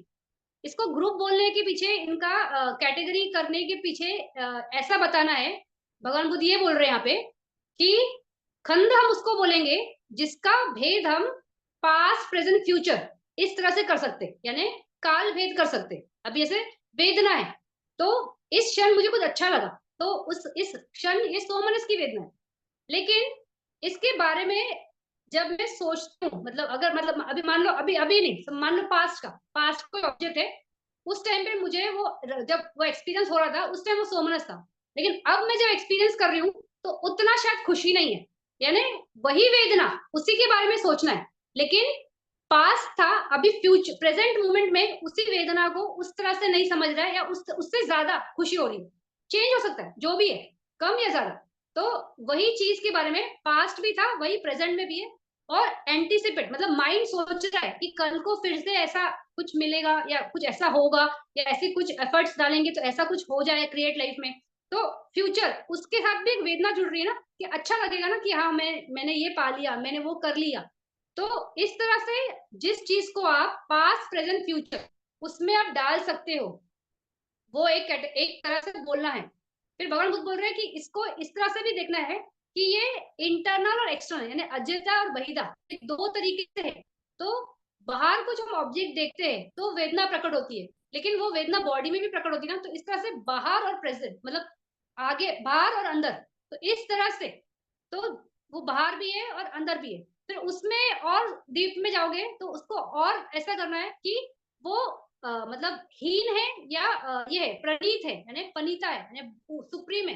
तो हीन यानी बहुत कम और प्रणीत यानी बहुत अच्छा। तो उस तरह से भेद हो सकता है, होना चाहिए कि ये या तो नीचे भी हो सकता है या तो ऊपर भी हो सकता है। तो इस जैसे पहले का कुछ ये है एक्सपीरियंस है, उस टाइम बहुत अच्छा लगा, तो उस टाइम बहुत प्रणीत था, यानी बहुत ऊंचा लगा उस टाइम पे। अभी जब वापस वैसा ही कोई कंडीशन आया, वापस वेदना प्रकट हो रही है उसी कंडीशंस में, कंडीशन तो चेंज होगी सॉरी, लेकिन वैसा ही कुछ सिचुएशन, सिमिलर सिचुएशन, लेकिन अभी इतना नहीं लग रहा है, तो हील होगी, तो वो चेंज होगी ना, वेदना चेंज होगी। तो इस तरह से या तो पास्ट प्रेजेंट फ्यूचर, या तो अजिता बायदा मतलब इंटरनल एक्सटर्नल, या तो वो हीना, या तो ये सुप्रीम, और इसमें और एक है, हाँ वो डिस्टेंट है या पास है, तो संदिग्ध है या दूर है, तो दूर की है पास की, इस तरह से भी आप उसको बोल सकते हो। तो इस तरह से 11 कैटेगरी में जिस चीज को आप डिवाइड कर सकते हो उसको भगवान बुद्ध बोल रहे खंड बोलना है। तो खंड ऐसा नहीं कि ये विज्ञान खंड है, ये वेदना खंड है, ये संकारा खंड है, वो भी खंड है, वो भी ग्रुप्स है, कैटेगरीज है, लेकिन इस ग्रुप में भी इस तरह से करना है, इसको इसको इस तरह से तोड़ना है। तो क्यों तोड़ना है, क्यों समझना है? जैसे भी रूप है, रूप में 28 रूपास है, तो 28 रूप की कैटेगरी है, यानी ग्रुपिंग है, लेकिन उसमें हर एक जो रूप है, रूप धर्म है, जैसे भी मान लो आहारा रूप है, तो आहारा रूप में पास्ट प्रेजेंट फ्यूचर, तो पास्ट में कुछ और, प्रेजेंट में कुछ और, फ्यूचर में कुछ और, बदल सकता है ना, रूप धर्म बदल सकता है ना। वही डिश पहले खाई थी अलग लग रही थी, अभी खा रहे अलग लगी, फ्यूचर में खाओगे कुछ अलग लगेगी, तो उस तरह से वो चेंज हो गया। तो इस तरह से पास्ट प्रेजेंट फ्यूचर चला गया। फिर मूल्यांकन में कि वो पहले से अच्छा लगा, अभी खा रहे तो बुरा लग रहा है, अच्छा नहीं लग रहा है, तो पहले अच्छा था अभी बुरा है, तो प्रणीता था अभी हीना हो गया। फिर इसी तरह से अजीता बायदा मतलब बाहर का और इंटरनल, जैसे बहुत अच्छा कुछ था, कुछ खाया, तो आहारा तो पहले बाहर का ही है, फिर आहारा जो अंदर क्रिएट होता है। तो जैसे मान लो कोई होता है ना, बहुत लोग बोलते हैं मैं तो ये हमेशा खाता हूँ, लेकिन आज खा तो तबियत बहुत खराब हो गई, तो इस तरह से कंडीशंस बदल गई ना, तो उस तरह से भी कि आहार रूप सेम है, लेकिन वो बदल गया या उसमें चेंजेस आ गई, तो इंटरनल एक्सटर्नल। फिर उस तरह से वो दूर के या पास के, तो उसमें भी जैसे बोल सकूं, तो इस तरह से हर एक रूप धर्म में भी ये 11 के 11 अप्लाई होने चाहिए। तो भगवान बुद्ध इसको इतना क्यों तोड़ रहे हैं, इतना खंड को भी इतना तोड़ तोड़ के क्यों बता रहे हैं? क्योंकि ये बताना चाहते हैं भगवान बुद्ध इसके थ्रू कि इस तरह से चीजें हैं, तो ये इस तरह से अगर चीजें हैं तो ये नाम रूप बस इस तरह से है। तो इसमें आपको कहीं भी ये दिख रहा है क्या कि कोई आत्मा है और वो ऐसा करवा रही है या ऐसा होता है उस आत्मा के समझने से करने से? उसमें कोई आत्मा का बात ही नहीं है। विज्ञान ऐसा है, यानी वो जानेगा, और वो इस तरह से पहले भी जाना था, अभी भी जानेगा, फ्यूचर का भी। हम बहुत सी चीजें ये ना एंटिसिपेट करते, तो चित्त फ्यूचर का है ना, तो विज्ञान फ्यूचर का क्षेत्र के हिसाब से। फिर वो इंटरनल एक्सटर्नल, यानी कोई इंटरनली हम ये चेतना से कुछ ये मूल्यांकन चल रहा है, या कोई बाहर के ऑब्जेक्ट को देख के कुछ मूल्यांकन कर रहे हैं, फिर वो उसी विज्ञान को यानी एक्सपीरियंस को उसको वापिस से अच्छा लगा बुरा लगा इस तरह से, मतलब हर एक खंड को तोड़ तोड़ के ये बताना चाहते हैं कि इसमें आता कुछ है ही नहीं। मतलब ये क्यों समझना है कि आता मतलब आत्मा का क्षेत्र नहीं है, आता को हम आत्मा ही बोलते हैं, तो आता आत्मा नहीं है, तो आत्मा नहीं है तो आत्मा नहीं तो कौन है? तो बस ये धर्म है, तो धर्म भी कैसे है? तो इस तरह के धर्म है, नाम के धर्म है, रूप के धर्म है। जब तक ये मानस में क्लियर नहीं होगा, मानस में भी और आपके विपश्यना ज्ञान में भी ये क्लैरिटी नहीं आएगी कि इस तरह से ये नाम खंड है, इस तरह से ये विज्ञान, ये अपने अपना मतलब अपने क्वालिटीज की वजह से बस आते जाते रहते हैं, उनमें हमारा कहीं पर भी कोई कंट्रोल नहीं है, अधिपत्य नहीं है। तो इसलिए भी इंद्रिया कहलाए ना, क्योंकि खुद ही कंट्रोल करते हैं हर चीज को। तो हम कुछ नहीं कर रहे, वो अपने धर्म के हिसाब से आते हैं, अपने धर्म के हिसाब से उत्पन्न होते हैं, अपने धर्म के हिसाब से व्यय हो जाते हैं। तो इस तरह से अगर कोई समझे तो वो ये समझ सकेगा कि आता नहीं है, तो ये विपश्यना ज्ञान। तो भगवान बुद्ध को विपश्यना ही बतानी है हर चीज में। अभी हम यहाँ पे सभ्य संग्राम में आ गए, तो अभी हमने ये सारे धर्म तो समझ लिए, कर लिए। अभी हमने बोधिय पक्ष भी समझ लिया, तो बोधिय पक्ष क्यों समझा? बोधि के लिए, मग्गंग की प्राप्ति के लिए। तो यहाँ पे अभी भगवान बुद्ध बहुत सिंपल टर्म्स में, जो पहले उन्होंने स्टार्टिंग में बताया था कि ये खंदास है, तो ये खंदा क्यों है, ऐसा है ये खंदा, तो उसमें भी यही बताना है कि आत्मा नहीं है, आता जो है वो कुछ भी नहीं है, सब अनात्मा है। तो यहाँ पे देयर इज नो आता, ये जो दिट्ठी है, गलत सोच है, उसको खंडन करने के लिए इस तरह से खंदाज में बताया है। तो ये है हमारा स्टार्टिंग का फर्स्ट पंचखंदा। तो इसके आगे नेक्स्ट पेज पे 286 पे देखना, ये पंच उपादान खंदा। पंच उपादान खंदा सेम है, वही वाली। रूप उपादान खंदो, वेदना उपादान खंदो, संज्ञा उपादान खंदो, संखार उपादान खंदो, विज्ञान उपादान खंदो।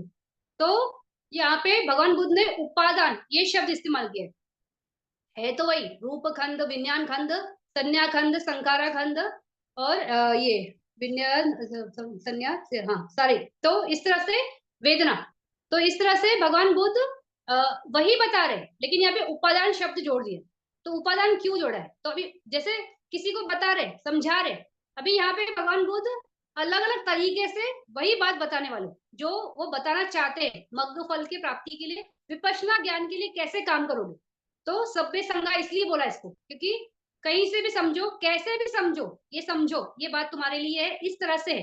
तो भगवान बुद्ध ने पहले पंचखंड में समझा दी, अभी भगवान बुद्ध उसी बात को उपादान खंड में समझा रहे। तो उपादान यानी क्या, ये क्या बोलते हैं, उपादान मतलब किसी चीज को बहुत स्ट्रांगली पकड़ना, तो उसको बोलते हैं उपादान, यानी क्लिंजिंग, यानी इस पे अटक के रहना, तो वो उपादान कहलाता है।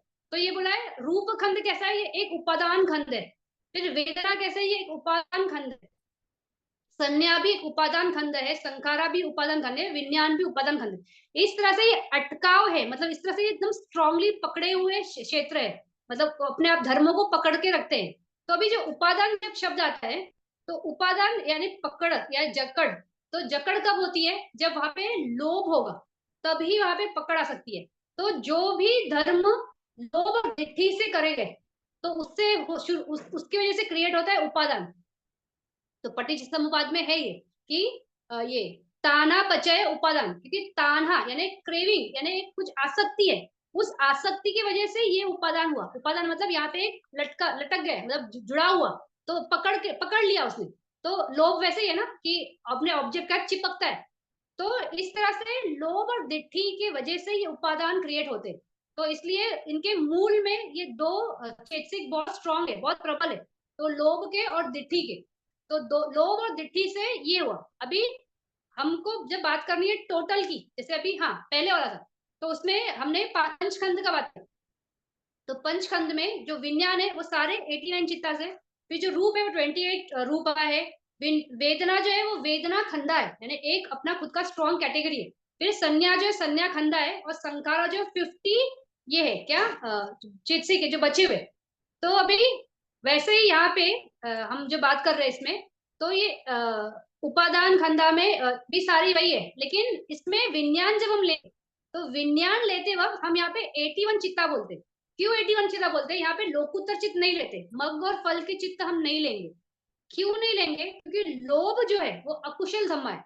अकुशल धम्मा कभी भी सुप्रीम धम्मा को साथ जा नहीं सकता। तो लोकुत्तर जो है वो बहुत सुप्रीम है ना, बहुत प्योर है। तो प्योर धम्मा के साथ अकुशल धम्मा नहीं जाता। तो इसलिए, लेकिन लोभ पूरे 81 चित्ता के साथ जाता है। तो हमने ये आरंभना संघा में देखा था कि लोभ चित्त जो है वो 81 चित्ता के साथ जाता है। तो वो कैसे, अभी जैसे कोई रूप भूमि में है, तो वहां पे ब्रह्मा भी वो कैसा एक लोभ से गया ना वहां पे, कि मुझे रूप भूमि में उत्पन्न होना है। तो इस तरह से एक जुड़ाव था, एक वहां पे उपादान था, पकड़ थी कि मुझे रूप भूमि में जाके ब्रह्मा बनना है। तो इस वजह से तो लोक चित्त वहां पे था। इसलिए लोकीय चित्त, जितने भी लोकीय चित्त है, तो 81 चित्ता लोकीय चित्त कहलाते हैं, और जो 8 चित्त है वो लोकुत्तर चित्त कहलाते हैं। तो 81 लोकीय चित्ता के साथ एसोसिएट होता है, तो वो उपादान खंड में, विज्ञान खंड में हम 81 चित्त बोलेंगे। और फिर बाकी का वेदना तो वेदना खंडा है, संज्ञा संज्ञा खंडा है, संखारा 50 है, और 28 ये रूपधम है। इसमें भी जो संखारा है, तो संखारा में आपको याद है तो एक चेतसिक है जिसको हम बोलते हैं चेतना। तो चेतना ही कर्म है। तो वही एक ऐसी चेतसिक है जो कर्म करती है, करवाती है। तो जब हमने चेतना चेतसिक के बारे में बात की थी, तो मैंने ये कहा था कि वो खुद का तो काम करती है, लेकिन वो दूसरे धम्मास को भी अपने साथ खींच लेती है। यानी कुछ एक्शन करना है, अगर कुछ कुशल है, तो जैसे दान देना है, तो वहां पे सारे कुशल चेतसिक भी उसमें जुड़ जाएंगे। फिर ये अंडरस्टैंडिंग है कि इससे मेरा बहुत अच्छा होगा, तो प्रज्ञा भी है, तो वहां पे अमोहा की भी चेतसिक आ जाएगी। और विरति है क्योंकि सम्मा कमनता है, अच्छा कर्म है ना। तो इस तरह से क्या होता है कि ये जो है संखारा खंडा में जो हमारी चेतना चेतसिक है वो वो एक्चुअली संखारा खंडा है। बाकी के भी जो है वो संखारा ही है क्योंकि वो सब जुड़ते हैं ना, चेतना के साथ सब आ जाते हैं, जितना भी उस चित्त के साथ एसोसिएट होने वाले चेतसिक होगी। तो इसलिए संखारा खंडा में पूरे 50 है। लेकिन स्पेसिफिकली अगर पॉइंट आउट करके बोलेंगे, जैसे हम वेदना के से हम एक ही बात करते हैं ना कि वेदना है, संज्ञा है, उस तरह से संखारा अगर पॉइंट करके बोलना है कि कौन है एक्चुअली संखारा, तो ये चेतना संखारा है। बाकी के भी है, वो भूलना नहीं, वो ऐसा नहीं बोलना कभी कि एक ही चेतसिक संखारा है, बाकी के तो पता ही नहीं क्या है 49 कैसे, तो 49 नहीं, 50 के 50 संखारा है। लेकिन चेतना एग्जैक्टली काम करता है क्योंकि भगवान बुद्ध बोलते हैं ना, चेतना कोई भी कर्म मानता हूँ। तो जिस इंटेंशन से करा हुआ कर्म, भले वो वाचा से हो, बॉडी से हो, मन से, तो कोई भी लेवल से करो तो वो संखारा ही है। और संखारा क्या है, कर्म ही है ना, हम जो भी बनाते जाते हैं। तो इस तरह से तो जो हमारे ये 81 चित्तास है वो उपादान खंडा में ये विज्ञान खंडा में आएंगे हमारे, उसमें लोकुत्तर चित्त नहीं होगा। फिर यहाँ पे अगर हम ये बोल रहे हैं कि हम पूरा धम्मा के बारे में बात कर रहे हैं, मग्ग फल की बात कर रहे हैं, तो हम तो लोकुत्तर चित्त निकाल रहे हैं। जैसे हमने पहले पंचखंडा में हमने 89 चित्त बोला तो उसमें तो लोकुत्तर चित्त आ गया, लेकिन यहाँ तो हमने निकाल दिया। तो अगर हमने निकाल दिया तो हम मग्ग फल के बारे में बात नहीं कर रहे, तो निब्बाना के बारे में कैसे बात करेंगे? फिर ये उपादान खंडा तो अधूरा है, तो अधूरा नहीं है। उपादान खंडा में भगवान बुद्ध 81 चित्त के बारे में इसलिए बोल रहे हैं क्योंकि जब हम काम करते हैं विपश्यना का, तो विपश्यना का जो चित्त है डेवलप करने का, उसका एसोसिएशन इस लोकीय चित्त के साथ ही होता है। अभी हम जब काम करने बैठते हैं तो इस रूप के साथ और इसी बॉडी और इसी नाम के साथ बैठते हैं ना, सारे विकारों के साथ बैठे, तो लोभ के भी आते हैं, दोष के भी आते हैं, मोह के भी आते हैं। इस तरह से हमारे सारे चित्त धारा पे यही चित्त आते हैं और हम इसी को ऑब्जर्व करते हैं। यानी हम लोकिया धम्मा को ऑब्जर्व करते करते ऐसी अवस्था में पहुंचेंगे जहां से फिर हम लोकुत्तर चित्त में शिफ्ट होंगे। तो काम तो इसी में से शुरू होगा, तो ये उपादान से ही होगा। तो यही उपादान यानी ये लोकिया रूपा तो लोकिया ही है, लोकिया ये रूप लोकोत्तर नहीं होता। तो ये लोकिया रूपा और लोकिया चित्ता और चेतसिका भी। तो इस तरह से ये जो उपादान खंडा है, तो इनमें काम करने से ही हम विपश्यना की तरफ जाते हैं। डायरेक्ट आप मग्ग फल का जो चित्त है जो सुप्रीम है, वो कहाँ से किस किस बेस पे काम करोगे? काम ही नहीं कर सकते हो, क्योंकि हमको दुख बोध देखना है, हमको अनित्य बोध देखना है, हमको अनात्मा देखना है। तो वो इस ये जो नाम रूप जो बदलता है इसमें ही समझेगा। और उसमें भी ये वाले कौन से लोकिया वाले, इस लोकीय क्षेत्र में ही ये अनुभूति होती है। तो इसलिए ये हमें उपादान खंडा में भगवान बुद्ध ने इसको अलग से ऐसे बताया। बात वही है जो पंच खंडा में बता रहे हैं कि आपको निभाना के लिए कैसा देखना है, तो ये खंडा ऐसे है। तो इस तरह से वैसे उपादान खंड में भी वही बात है, लेकिन ये अभी उपादान है, स्पेसिफिकली लोभ और दिट्ठी से किया हुआ जो भी कर्म है वो आपको जुड़ाव में रखता है।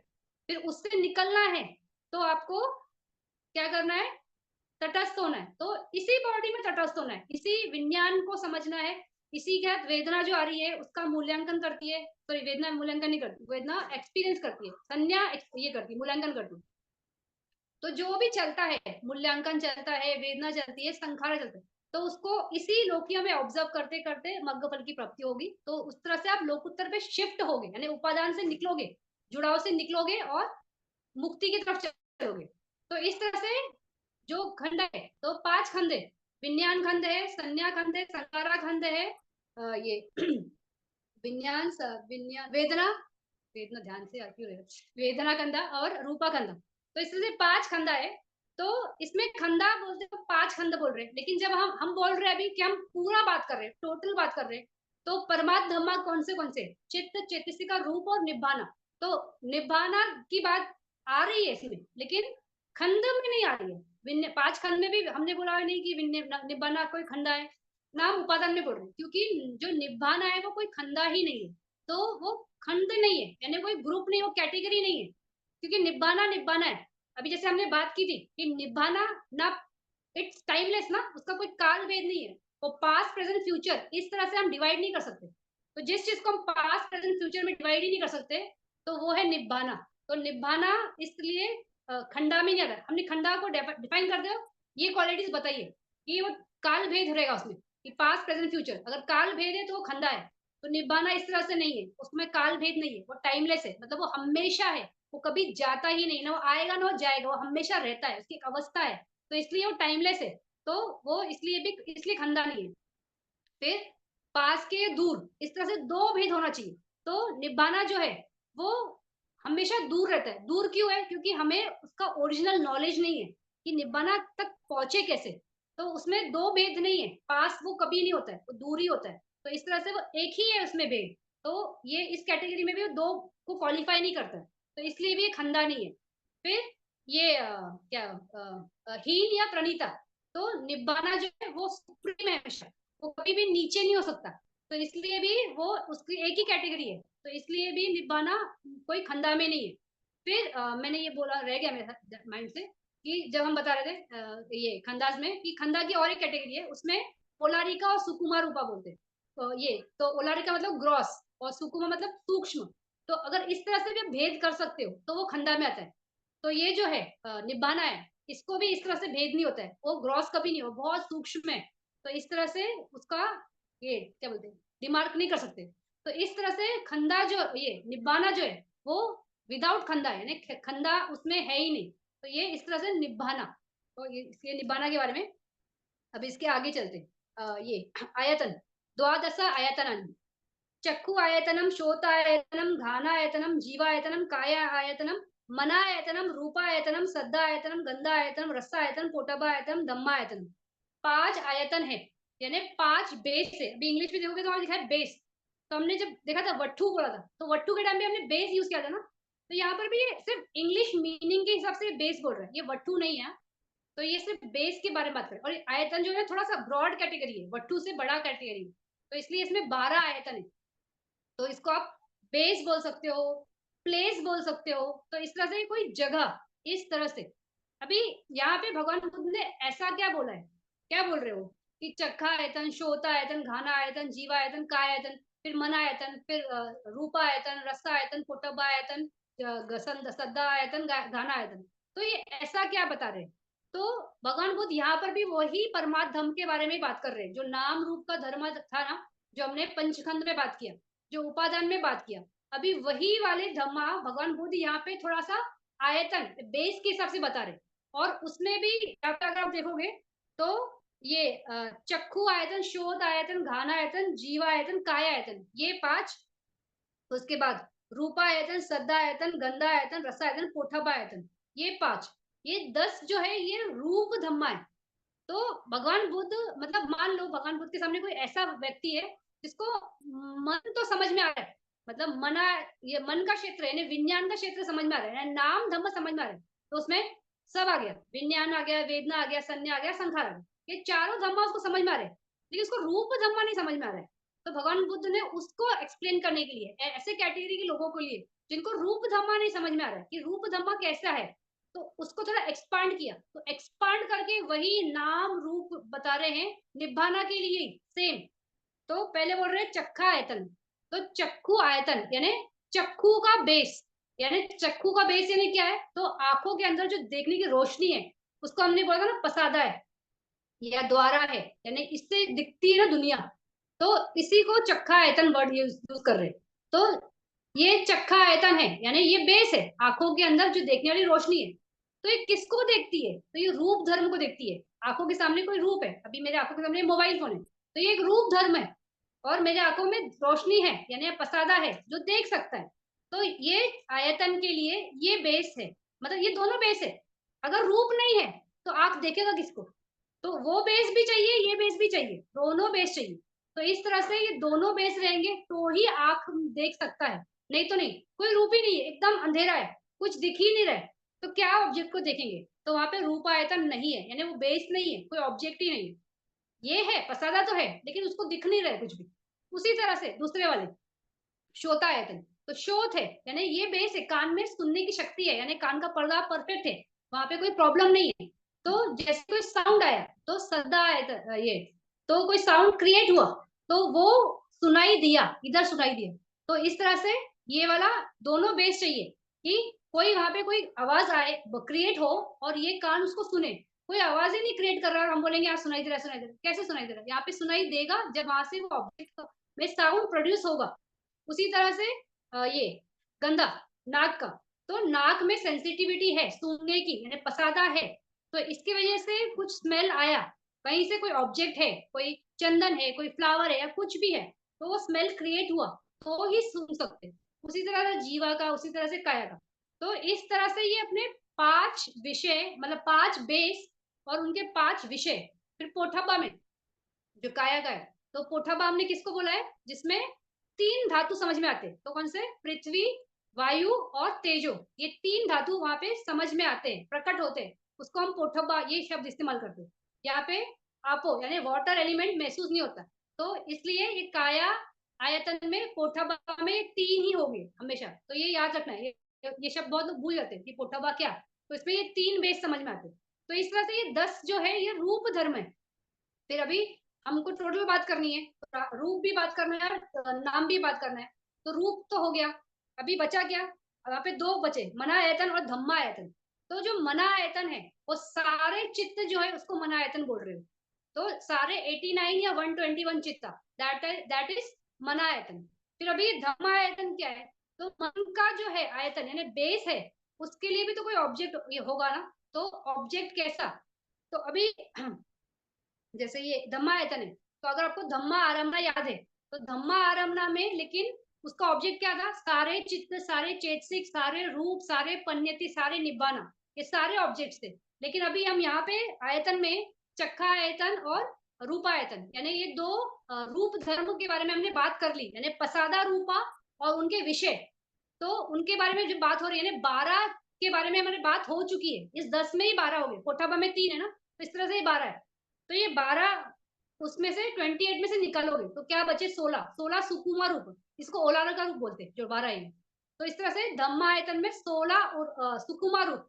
फिर चित्ता सारे हमारे मनायतन में ही आ गए, तो चित्त नहीं आएंगे, तो चेतसी आएंगे 52। और निब्बाना, निब्बाना भी ऑब्जेक्ट, यहाँ पे हम पन्यति नहीं लेंगे, क्यों, क्योंकि पन्यति कॉन्सेप्ट है, वो रियलिटी नहीं है। तो हम परमात्म धम्मा के बारे में डिस्कस कर रहे हैं अभी यहाँ पे। तो परमात्म धम्मा में इसलिए पन्यति हमने ऑब्जेक्ट नहीं पकड़ा है धम्मा आयतन में। तो इस तरह से मना आयतन का ऑब्जेक्ट, ये जो ये मना आयतन यानी मना भी बेस है। अभी मना भी कैसे बेस है, यानी चित्त कैसे बेस है।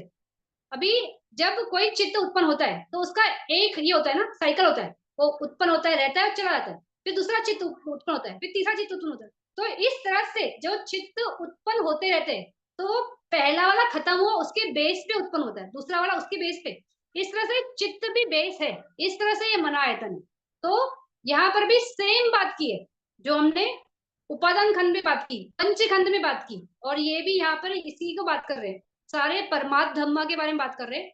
तो जिसको जैसे समझे, किसी को उपादान से समझ जाए, हाँ हम इस तरह से पकड़ते हैं, अच्छा ये लोकीय चित्त है, इसमें ही काम करोगे तो निभाना है। फिर पंचखंड है, तो पंचखंड में ये इस तरह से है, ये पूरा वो वहां से टोटल बता दिया। फिर किसी को रूप धर्म से समझना है, तो भी ये चक्का आयतन और रूप आयतन जैसा है। तो जब तक ये इंद्रियों, मतलब ये इसके वजह से क्या होता है, यहाँ पे इंद्रिया है, ये दोनों ने काम किया, तो वहां पे विज्ञान आता है ना, तो विज्ञान जानता है। लेकिन अभी हम यहाँ पे विज्ञान के बारे में अलग से नहीं बता रहे, यहाँ पे मना आयतन में ही सारे ये बता दिए, कौन से विज्ञान बोल दिए, उसमें है ऑलरेडी है, उसके बारे में अलग से नहीं बता रहे। क्यों क्यों नहीं बता रहे अलग से, क्योंकि सामने वाले को क्लैरिटी है नाम को लेके, लेकिन रूप को लेके क्लैरिटी नहीं। तो भगवान बुद्ध यहाँ पे रूप धर्म को थोड़ा एक्सपांड कर रहे हैं बताने के लिए। तो जैसे हमने पहले बात किया, रूपा खंडा, उपादान रूपा खंडा, तो रूपा खंडा उसको तो एक कैटेगरी डाल दी। लेकिन ये रूपा खंडा कैसा है, तो लेकिन इस रूप में भी अगर आपको याद है, तो हमने बात की थी, ये 5 जो है पसादा, ये इंद्रिया है ना, तो इनकी वजह से ही पूरी सृष्टि महसूस होती है ना, समझ में आता है। तो जो मीनिंग बनता है हमारे लाइफ में, कुछ रूप देखते हैं, कुछ शब्द सुनते हैं, कुछ गंध है, कुछ बातें हैं, कुछ स्पर्श ये होता है, स्पर्श होता है। तो इन सब की वजह से हमारे लाइफ को एक मीनिंग है, या हमारे कर्म बनते हैं, या कुछ चेतना है, या जो भी है। तो जो भी सारे एक्शंस है ये इन पसादाओं की वजह से होते हैं ना। तो इसलिए पसादा बहुत इंपॉर्टेंट है, इसीलिए इस पसादा को भगवान बुद्ध ने एक्सप्लेन किया।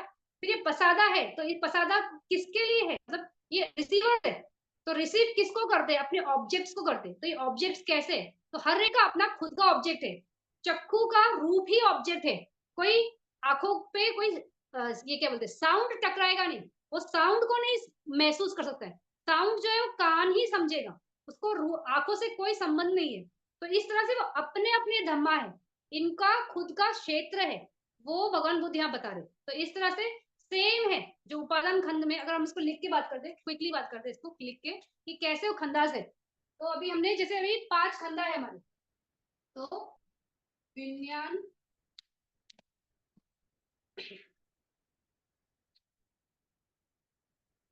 विज्ञान खंडा, ये 89 या 121 चित्ता है। फिर संज्ञा, ये एक, संखारा ये 50, फिर वेदना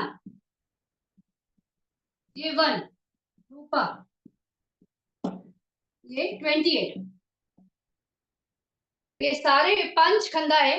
अभी इसी पंच खंडा को अभी यहाँ पे आयतन में डाला, तो आयतन में डालते हुए क्या किया है, इस रूप को स्प्लिट कर दिया है, तो 10, इसको 10 में कर दिया है, तो 10 ये हो गए। तो ये अपने पसादा है, पसादा बोलो, द्वारा बोलो, जो बोलना है सेम है, या आयतन बोलो या वट्ठू बोलो, वो भी सेम है। तो ये 10 अपने वट्ठू या 10 पसादा है, फिर इनके विषय, ये 10 नहीं सॉरी 5 है, और इनके 5 विषय है, तो दोनों के 5-5, तो उस तरह से 10। तो ये रूप को स्प्लिट कर दिया 10 कैटेगरी में। फिर बाकी जो बचे वो 16, तो 16 वो धम्मा आयतन में चले गए, क्योंकि वो भी ऑब्जेक्ट है। धम्मा मतलब क्या, माइंड, मेंटल ऑब्जेक्ट। तो मन कोई भी ऑब्जेक्ट को पकड़ता है ना, तो ये तो श्योर शॉर्ट ये है, क्या बोलते हैं, रूप धम्मा है, वो भी रूप धम्मा है, सुकुमार रूपा है, जो मतलब सटल है, बहुत सटल है, इतना स्पष्ट नहीं, इतने क्लियर नहीं, तो वो सुकुमार रूप धम्मा रूपा में, धम्मा आयतन में चले जाएंगे। फिर उसी तरह से आपका जो ये वेदना है, सॉरी विज्ञान है, विज्ञान को हमने मना आयतन बोला है ना, हमने विज्ञान को मना आयतन बोला है,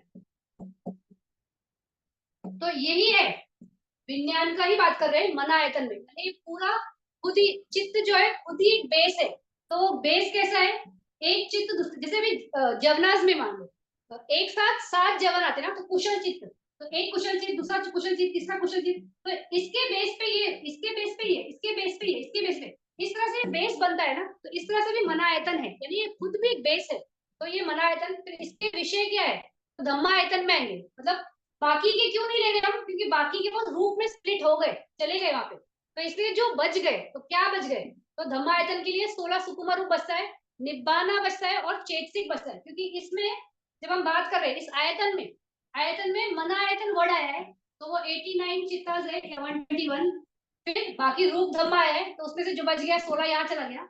यहाँ पे हमने कहीं भी ये संज्ञा खंडा, संखारा खंडा, और ये वेदना खंडा, इसके बारे में वर्ड्स नहीं आ रहे, तो वो भी तो है ना, तो वो चेतसिक कहाँ जाएंगे, तो धम्मा आयतन में 52 चेतसिक यहाँ पे जाएंगे, इस तरह से आएंगे। मतलब बात वही है, टोटल वही है, हमें नाम के बारे में पूरा बात करना है, हमें रूप धर्म के बारे में पूरा बात करना है, हमें निभाना के बारे में बात करना है। तो क्यों बात करना है, क्योंकि हम टोटल अभी सब्बा संगा में बात कर रहे हैं ना, तो सब्बा संगा इस तरह से है कि आपको जो बात पंचखंडा में किसी को शायद नहीं समझे कि अरे ये ऐसा पंचखंडा है, मुझे नहीं क्लैरिटी है, फिर भगवान बुद्ध उसको उपादान खंडा से समझाएंगे, उपादान खंडा से भी नहीं समझा तो उसको ये इस तरह से आयतन से समझाएंगे कि 12 आयतन है।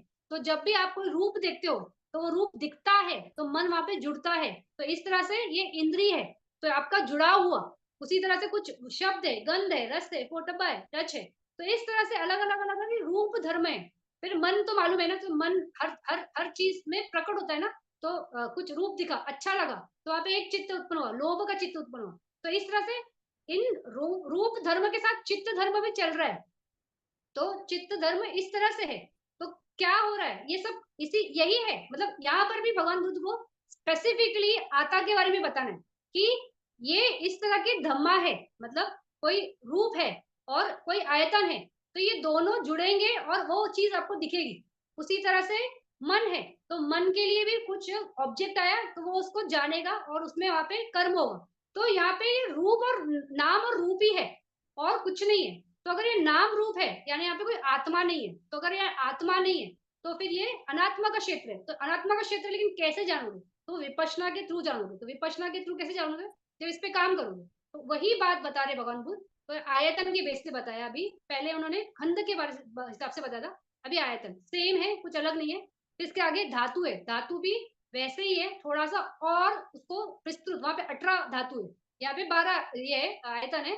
तो धातु में थोड़ा सा वहां पे नाम की कैटेगरी बढ़ जाती है कि कुछ लोग को रूप समझ में आ रहा है लेकिन नाम नहीं समझ रहे, तो वहां पे नाम की कैटेगरी बढ़ जाएगी। इस तरह से धातु है। इसके बाद आगे मग्गा सत्य, ये 4 आर्य सत्य। तो अभी अगले क्लास में ही करेंगे। एक्चुअली में मुझे आज यहाँ आयतन धातु तक करना था, आर्य सच मैंने आज सोचा ही था कि नहीं कराऊंगी, क्योंकि आर्य सच थोड़ा डिटेल में लेना है मुझे। तो अभी नेक्स्ट क्लास में हम फिर ये धातु और आयतन, सॉरी मग्गा, ये मग्गा सच नहीं, आर्य सच, वो सारे चारों वहां पे कवर करेंगे। और अगर अभी इसमें से कुछ पूछना है जो अभी हमने किया तो आप पूछ सकते हो। आपने मन आयतन के बारे में बताया, तो उसमें चित्त उत्पन्न होता है, नष्ट होता है, उत्पन्न होता है, नष्ट होता है, ऐसा बताया आपने, बराबर। हम्म कभी हाँ।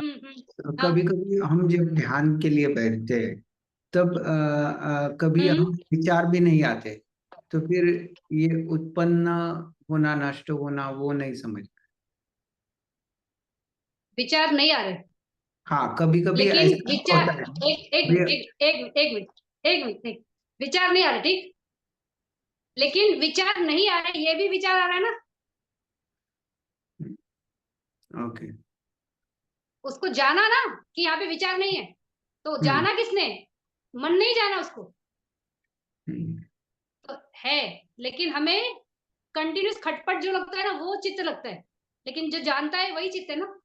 और अगर विचार भी नहीं है लेकिन वेदना ही, तो वेदना को जिसने जाना तो वो विज्ञान ही जान रहा है ना वेदना को। हम्म कहीं भी हम उस स्टेज पे नहीं है, हम बहुत दूर है, जहाँ पे कुछ भी नहीं होगा ना, मतलब वो निब्बाना का जो स्टेज है ना, वो बहुत अलग है। ये जब तक हम इसमें इंद्रिय क्षेत्र में ही है, तो ऐसा होता है बहुत बार लोगों को लगता है अरे मैं तो थॉटलेस हूँ, मैं ब्लैंकलेस हूँ। लेकिन मैं थॉटलेस हूँ, मैं ब्लैंकलेस हूँ, ये कंटिन्यूस उसको मालूम रहता है, उस चित्त को मालूम है कि मुझे कोई थॉट्स ही नहीं आ रहे, और चिंता होने लगती है वहां पे कि अरे मुझे कुछ समझ में नहीं आ रहा है, मतलब कुछ थॉट नहीं आ रहा है, कुछ थॉट नहीं आ रहा है, तो कुछ वेदना नहीं हो रही, तो कुछ प्रकट ही नहीं हो रहा है, तो मूर्छा चल रही है, तो अरे लेकिन मन वहां पे बोर हो रहा है, मन को वहां पे बेचैनी हो रही है, ये सब मन ही जान रहा है। तो वहां पे कुछ जाना नहीं जा रहा है, ऐसा नहीं है, उल्टा वहां पे जान के रिएक्शन हो रहा है, वो होता है। तो इस तरह से नहीं बोल सकते कि वहां पे चित्त नहीं है, चित्त है। ओके। ठीक। ओके, और एक जो 10 पारमिता जो है, जो गुरुजी हम्म ने बताई थी कि 10 हाँ पारमिता पूरी करेंगे तो आप निर्वाण प्राप्त हो। तो हम्म। एक ऐसा भी बोला है कि 7 दिन तक, अगर बुद्ध ने बोला कि भगवान बुद्ध ने बोला कि जब आप आपकी कंटिन्यूटी सती सती रहेगी। हाँ कंपल्सन है। हाँ। अ, तो आप ये अचीव कर सकते हो, निर्वाण। तो हाँ ये बराबर बराबर। बराबर। तो ये और 10 पारमिता, ये जरा समझ में नहीं आया। देखो अभी हमने आज भोजन के बारे में बात किया ना, सात भोजन के बारे में बात किया, तो वो जो सारे भोजन है फैक्टर्स ऑफ एनलाइटमेंट है, वो कंप्लीटली डेवलप होंगे तब आपका वो जो 7 दिन का जो सतीपठन बोल रहे हो ना कि आप 7 दिन संपन्न जन्य के साथ रहोगे, तब हो सकता है। लेकिन अगर हमारा बहुत अकुशल कर्मा है तो क्या होगा, हमारा मन स्थिर नहीं रहेगा, बेचैनी रहेगी, हम इतने वीर्य से काम ही नहीं कर सकते। तो वीर्य से काम करने के लिए ठहराव, एक स्थिति जो चाहिए ना, वो कुशल धम्मा से आएगी। तो कुशल धम्मा मतलब कि हमारी पारमिता है। तो देखो ये, अगर कोई बहुत डिसाइड भी कर ले, चलो मैं बोलती हूँ अगर आज मैंने डिसाइड कर लिया कि मुझे 7 दिन में निभाना चाहिए, क्या पॉसिबल है मैं 3 घंटे के बाद अपना चित्त को, 3 घंटा ही मान लो, मैं 3 घंटे ही बोल रही हूँ, 7 दिन नहीं बोल रही, 3 घंटे में 1 सेकंड भी मैंने अनित्य बोध छोड़ा नहीं, मतलब मुझे कंटिन्यूस मालूम पड़ रहा है कि क्या हो रहा है वहां पे, मुझे दुख बोध भी समझ में आ रहा है, मुझे वहां पे अनात्मा बोध भी समझ में आ रहा है, और मेरा ध्यान एक पल भी उस सती मतलब हटा नहीं है, यानी वहां पे मेरी प्रज्ञा भी होनी चाहिए, मेरी समाधि भी होनी चाहिए, मेरा वीर्य भी होना चाहिए, मेरा एफर्ट्स भी होना चाहिए, मेरा वितक भी होना चाहिए, मेरा सारा चीज उस चीज पे फोकस है, एंड नो रिएक्शन, सिर्फ जानना। तो ये इतना आसान नहीं है। वो 7 दिन ना हमको सुनने में बहुत इजी लगता है, कि हम कर सकते हैं, लेकिन नहीं कर सकते, बहुत डिफिकल्ट है।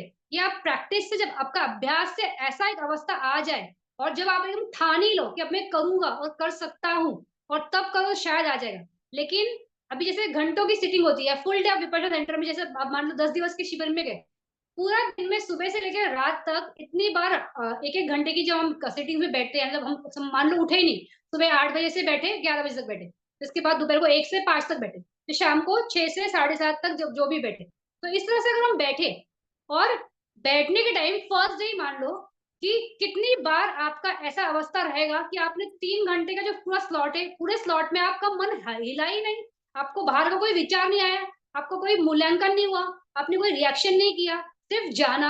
ऐसा कहाँ पॉसिबल नहीं है ना, धीरे धीरे धीरे धीरे आएगा, ऐसा मैं नहीं बोल रही इम्पॉसिबल है, पॉसिबल है, मेहनत बहुत लगेगी, लेकिन वो उस अवस्था पे आओगे तो आपका माइंड इतना फिल्टर हो जाएगा ना कि आप अपने आप ये अचीव कर लोगे। लेकिन वही है, टाइम लगेगा। तो आपका ये प्रश्न है कि पारमिताओं का यहाँ पे बात नहीं आ रहा है, लेकिन ये जो है, ये शुद्धि जो है, ये शुद्धि पॉसिबल कब है? तो आपकी पारमिताओं से ही जुड़ा है। आपकी आप पारमिता मतलब क्या? आप प्यूरिफिकेशन कर रहे हो ना, आप क्लैरिटी ले रहे हो, आप अच्छा साफ हो रहे हो, यानी अकुशल धम्मा से हट रहे हो, तो कॉशियसली हट रहे हो। तो उसी तरह से ये भी है कि यहाँ पे आप बहुत मन, अगर जब बहुत कुशल है ना, तो बेचैनी नहीं आएगी, आलस नहीं आएगा, नींद नहीं आएगा, वीर्य बना रहे, कंप्लीटली कर पाओगे।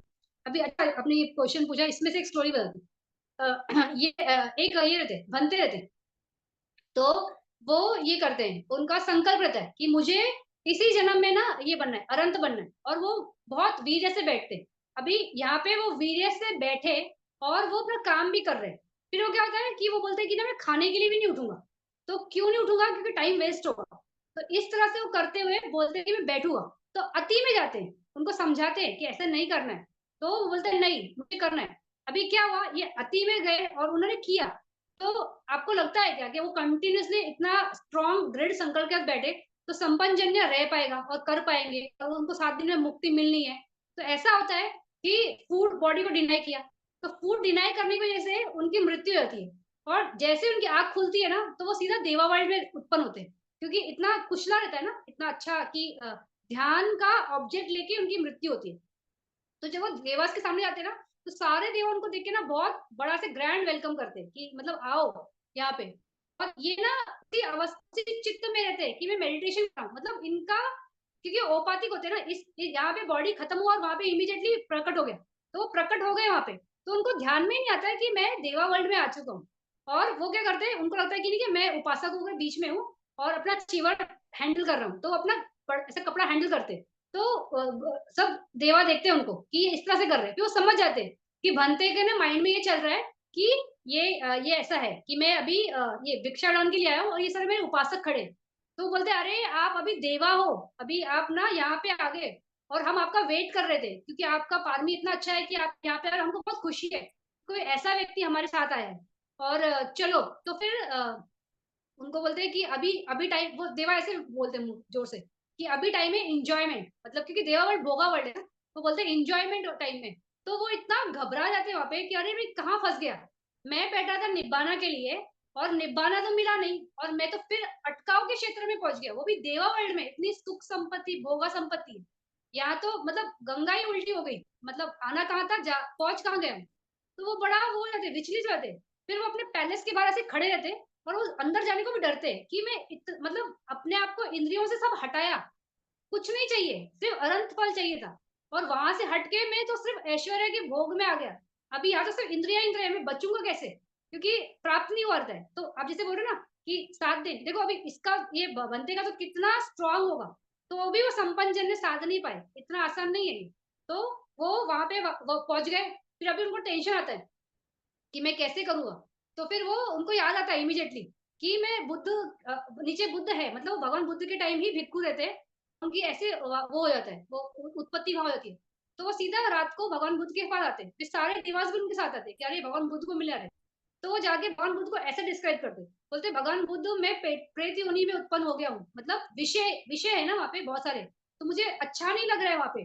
तो भगवान बुद्ध समझ जाते हैं कि इसका चित्त इतना आसक्त है ना अनंत फल पाने के लिए, तो उसको देवा वर्ल्ड का इंद्रिय संपत्ति भी प्रेत योनि जैसे लग रहा है, मतलब दुख बहुत लग रहा है इसमें, अच्छा नहीं लग रहा है, तो भगवान बुद्ध साधु साधु बोलते हैं। और वो जो ये रहते गॉड्स रहते, वो भी बुरा नहीं मानते कि हमको डिग्रेड कर रहे हैं, कि ऐसा क्यों है। जो आप बोल रहे हैं ना कि पारमी और ये, देखो अपना काम करते रहना है साइड बाय साइड। पारमी मतलब क्या है, आप कुशल, सब कुशल धम्मा में हो, तो कुशल धम्मा के साथ ही जा सकते हो। तो कुशल धम्मा डेवलप करो, पारमी इकट्ठा करो, इतना स्ट्रॉन्ग संकल्प कर सकते हो संपन्न जन्य के साथ 7 दिन में अगर आप कर सकते हो, तो साधु साधु आपको मग्न फल की प्राप्ति इस तरह हो जाए। मतलब ये मुश्किल है कि ना, मेहनत लगती है। और मैं ये नहीं बोलती हूँ कि मुश्किल भी है, पारमी की बात भी है, हर एक की अपनी अपनी पारमी है। जो कर सकता है कर ले, कर सकता है तो कर ले, मतलब जैसा है भगवान बुद्ध ने बता दिया है कि इतना है। मतलब ये एक तरह से बोलोगे सुकून है ना, कि अरे 7 दिन में भी मुक्ति मिल सकती है। लेकिन लेडी साइड बनते वही बोलते हैं, अगर आपका संकल्प इतना स्ट्रांग है कि मुझे मग्न फल अब भी चाहिए, तो आपको ना शील पे भी काम नहीं करना है, आपको पारमी करना पे भी काम नहीं करना है, सब साइड में छोड़ो, सीधा एक्टिवली प्रैक्टिस करने पे आ जाओ। तो वो भी बोल रहे हैं कि आपको, देखो शील हम क्यों कर रहे हैं, दान देना, ये अच्छा काम करना, मेडिटेशन करना, जब पारमी इकट्ठा करे ना तो अच्छा पुण्य फल है ना। तो लेडी साइड बनते भी सीधा इसका जवाब दे रहे हैं कि ये सब करने की जरूरत नहीं है, रखो सबको साइड में। आपको ऑब्जेक्ट ये है ना निभाना, आप करो, बैठो, पूरा मेहनत उसी में लगा दो, थोड़ा भी मन का फोकस हटाओ मत। आप नहीं हटाओगे मन का फोकस, तो आपको हो सकता है मिल जाए, आपको मग्न फल की प्राप्ति हो जाए। तो क्यों। और अभी देखो, अगर आपने मेहनत की कि मुझे मग्न फल की प्राप्ति करनी है, पारमी के क्षेत्र से हट गए, मतलब कुशल धम्मा नहीं कर रहे, शील में नहीं रहे, शील मतलब कुछ गलत नहीं कर रहे, मेडिटेशन करो तो शील ही है ना, अच्छा ही है वो, कुछ गलत नहीं है। तो आपने कुछ दान नहीं दिया, ये नहीं दिया, उससे क्या फर्क पड़ा, आपका चित्त की अवस्था क्या है, अभी आप कंटिन्यूस मेडिटेशन में हो, कुशल धम्मा के साथ ही हो, तो कुशल संपदा ही बढ़ रही है ना, तो ये पारमी इकट्ठी हो रही ना। मान लो नहीं हुआ मगफल की प्राप्ति, लेकिन अच्छा, इतना अच्छा लाइफ का डेवलपमेंट होगा आपका, क्योंकि आप कुशल धम्मा के साथ एवरी क्षण थे, हर क्षण आपने 3 लक्षण के साथ काम किया, तो इससे बड़ा कुशला क्या होगा।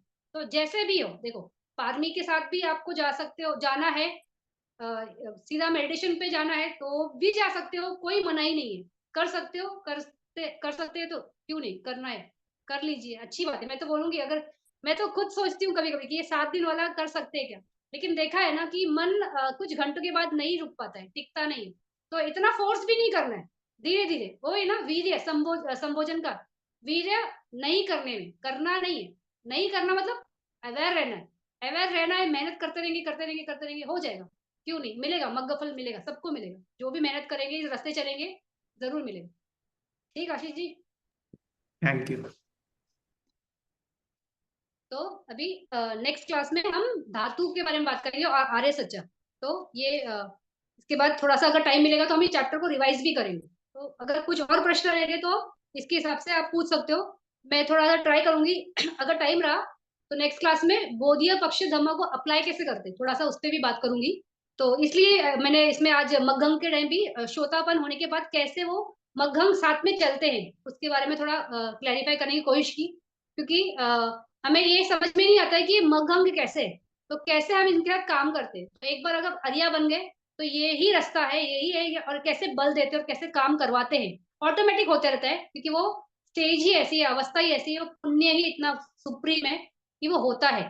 तो इस तरह से, तो अभी अगले क्लास में ये धातु धातु सेम लगाए थे, थोड़ा सा चित्ता बड़ा हो जाएगा, बस कैलकुलेशन कैलकुलेशन भी नहीं, थोड़ा सा क्लैरिफिकेशन है उसमें बस। बाकी आर्य सत्य बहुत ब्यूटीफुल है। मेरा रिक्वेस्ट है कि नेक्स्ट क्लास कोई ना मिस करे, ये बहुत अच्छा है।